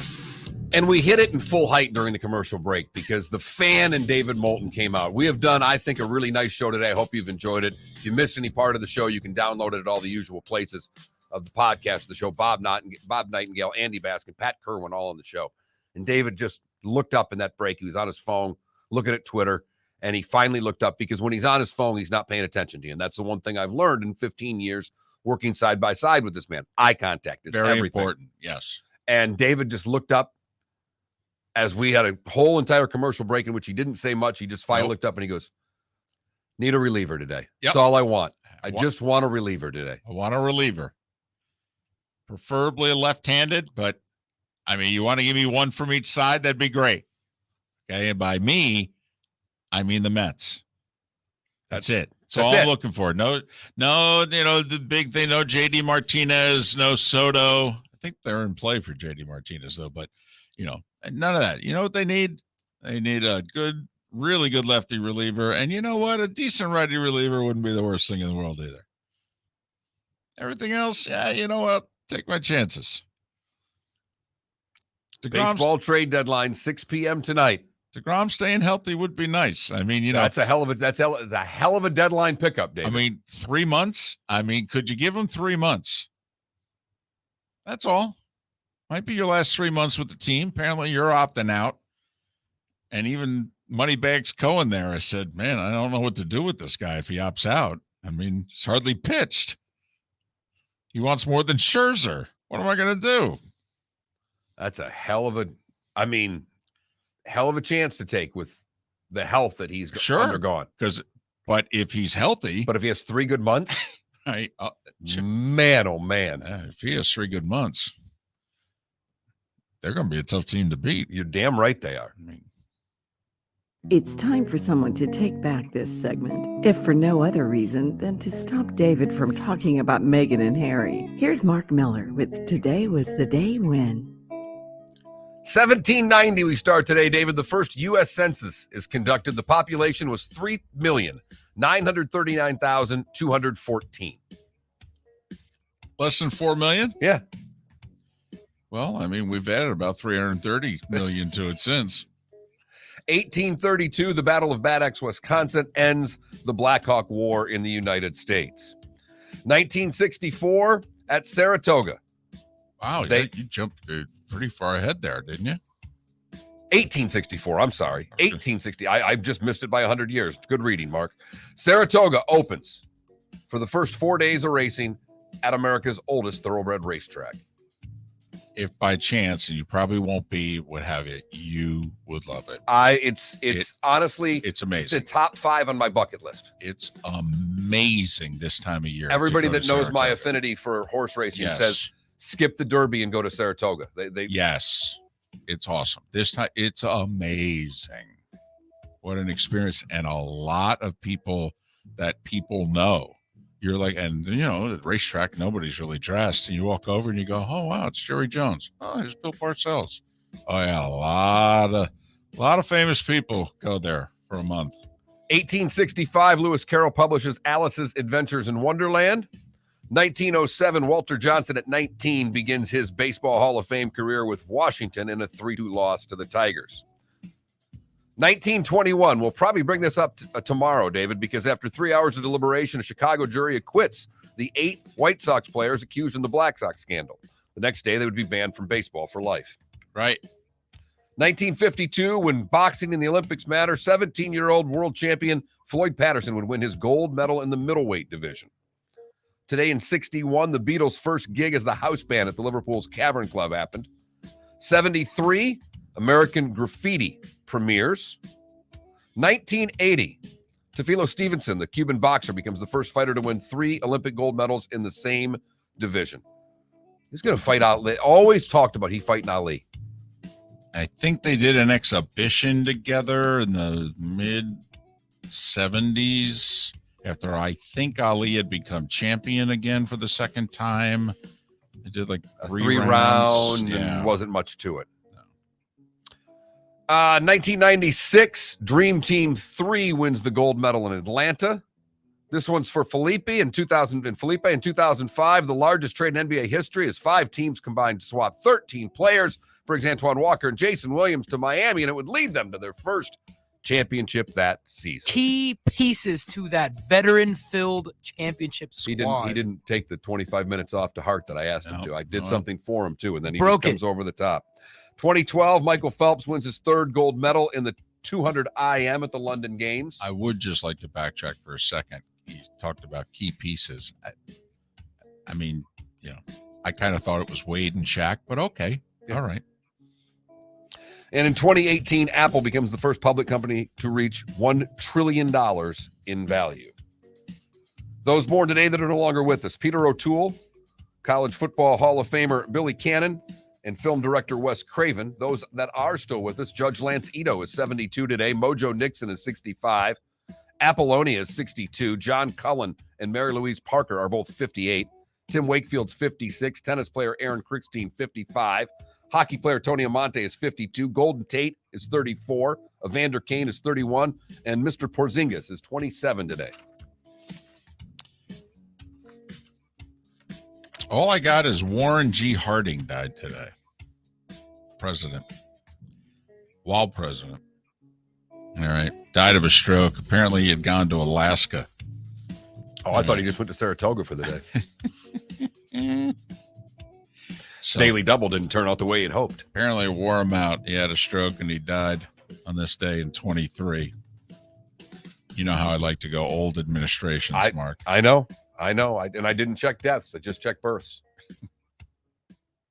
You've heard folks elsewhere mock Florida is gonna Florida. Well, Mark Miller sees it differently. He calls it the good, the bad, and the ugly.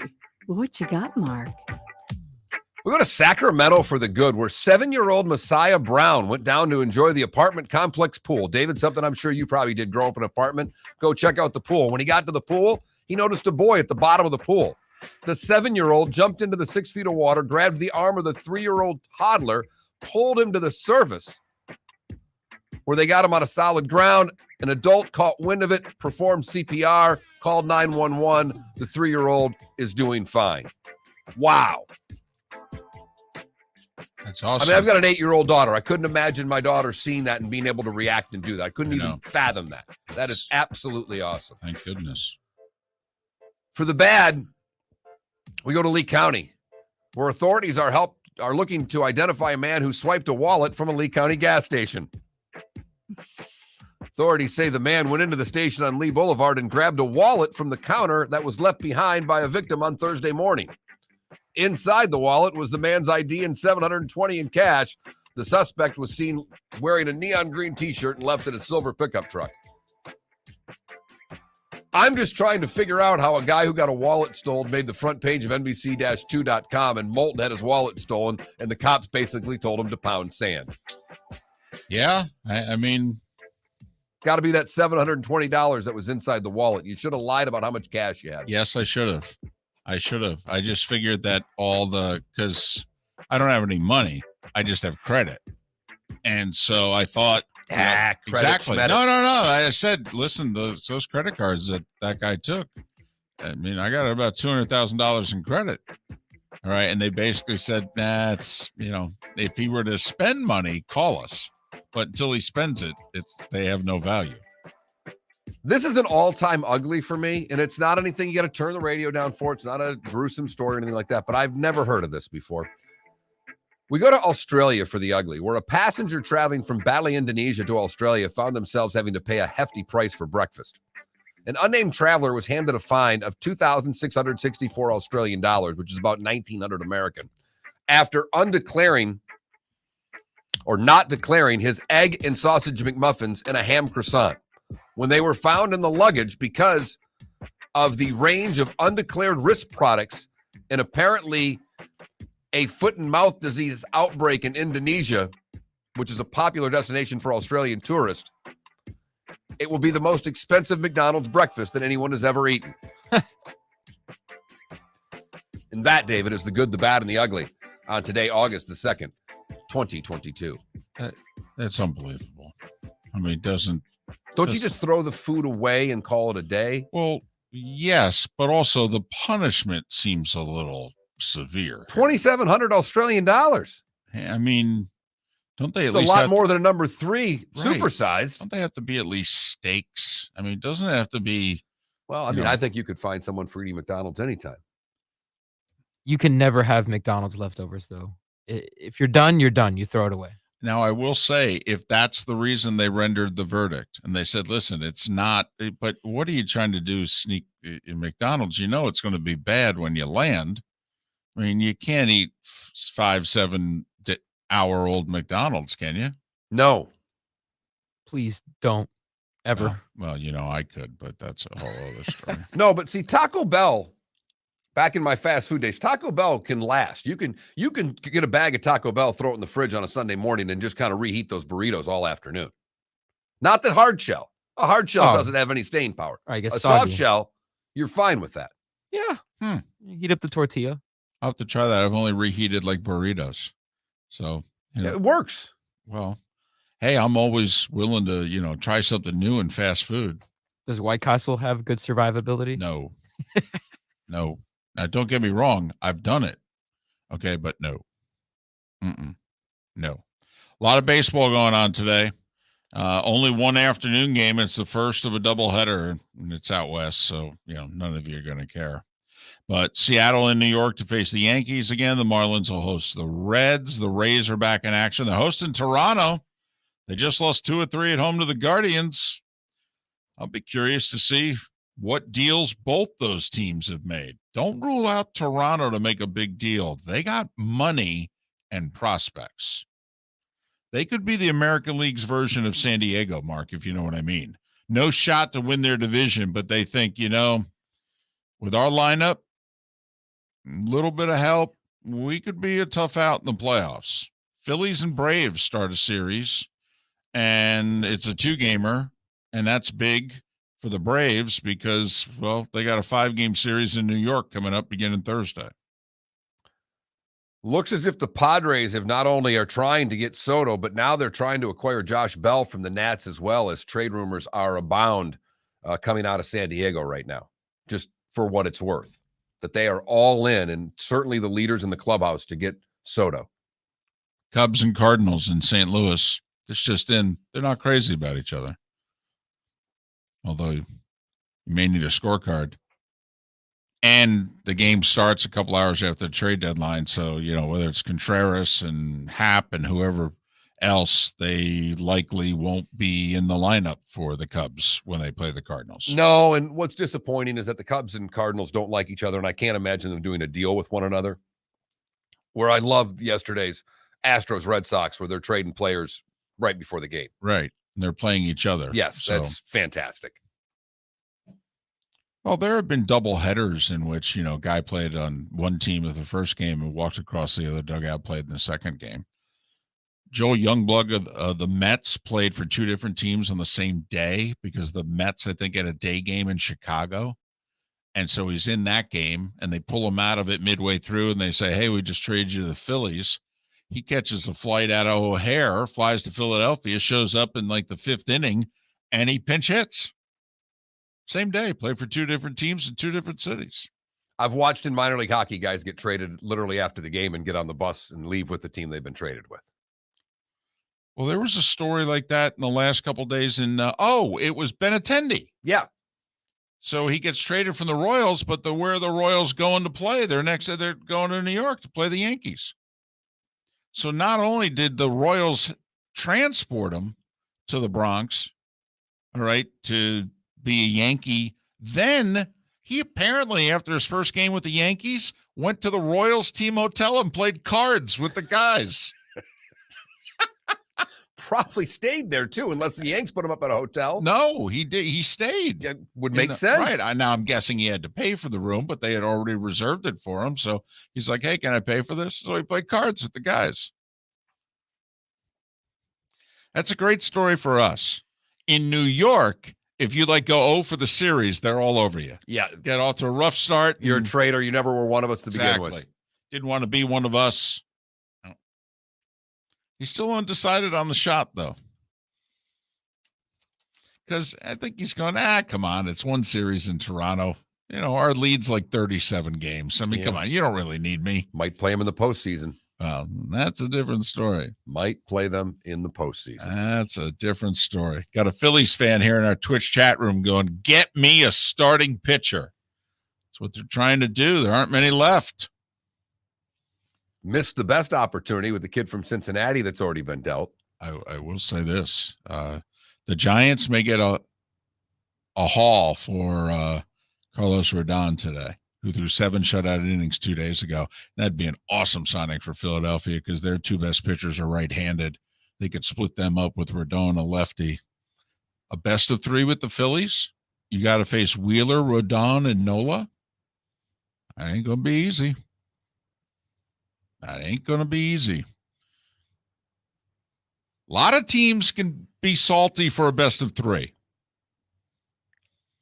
I am starting to look forward to the wild card because you have some halves that'll make that first round. Yeah. And they're going to be playing some really good wild card teams. Remember 2 years ago in the pandemic when the Marlins snuck in the best of 3? They won it. They had pitching. Miller and Moulton. Enjoy the trade deadline in 8 hours, and we'll be back tomorrow. We did this before the pandemic, and now we're doing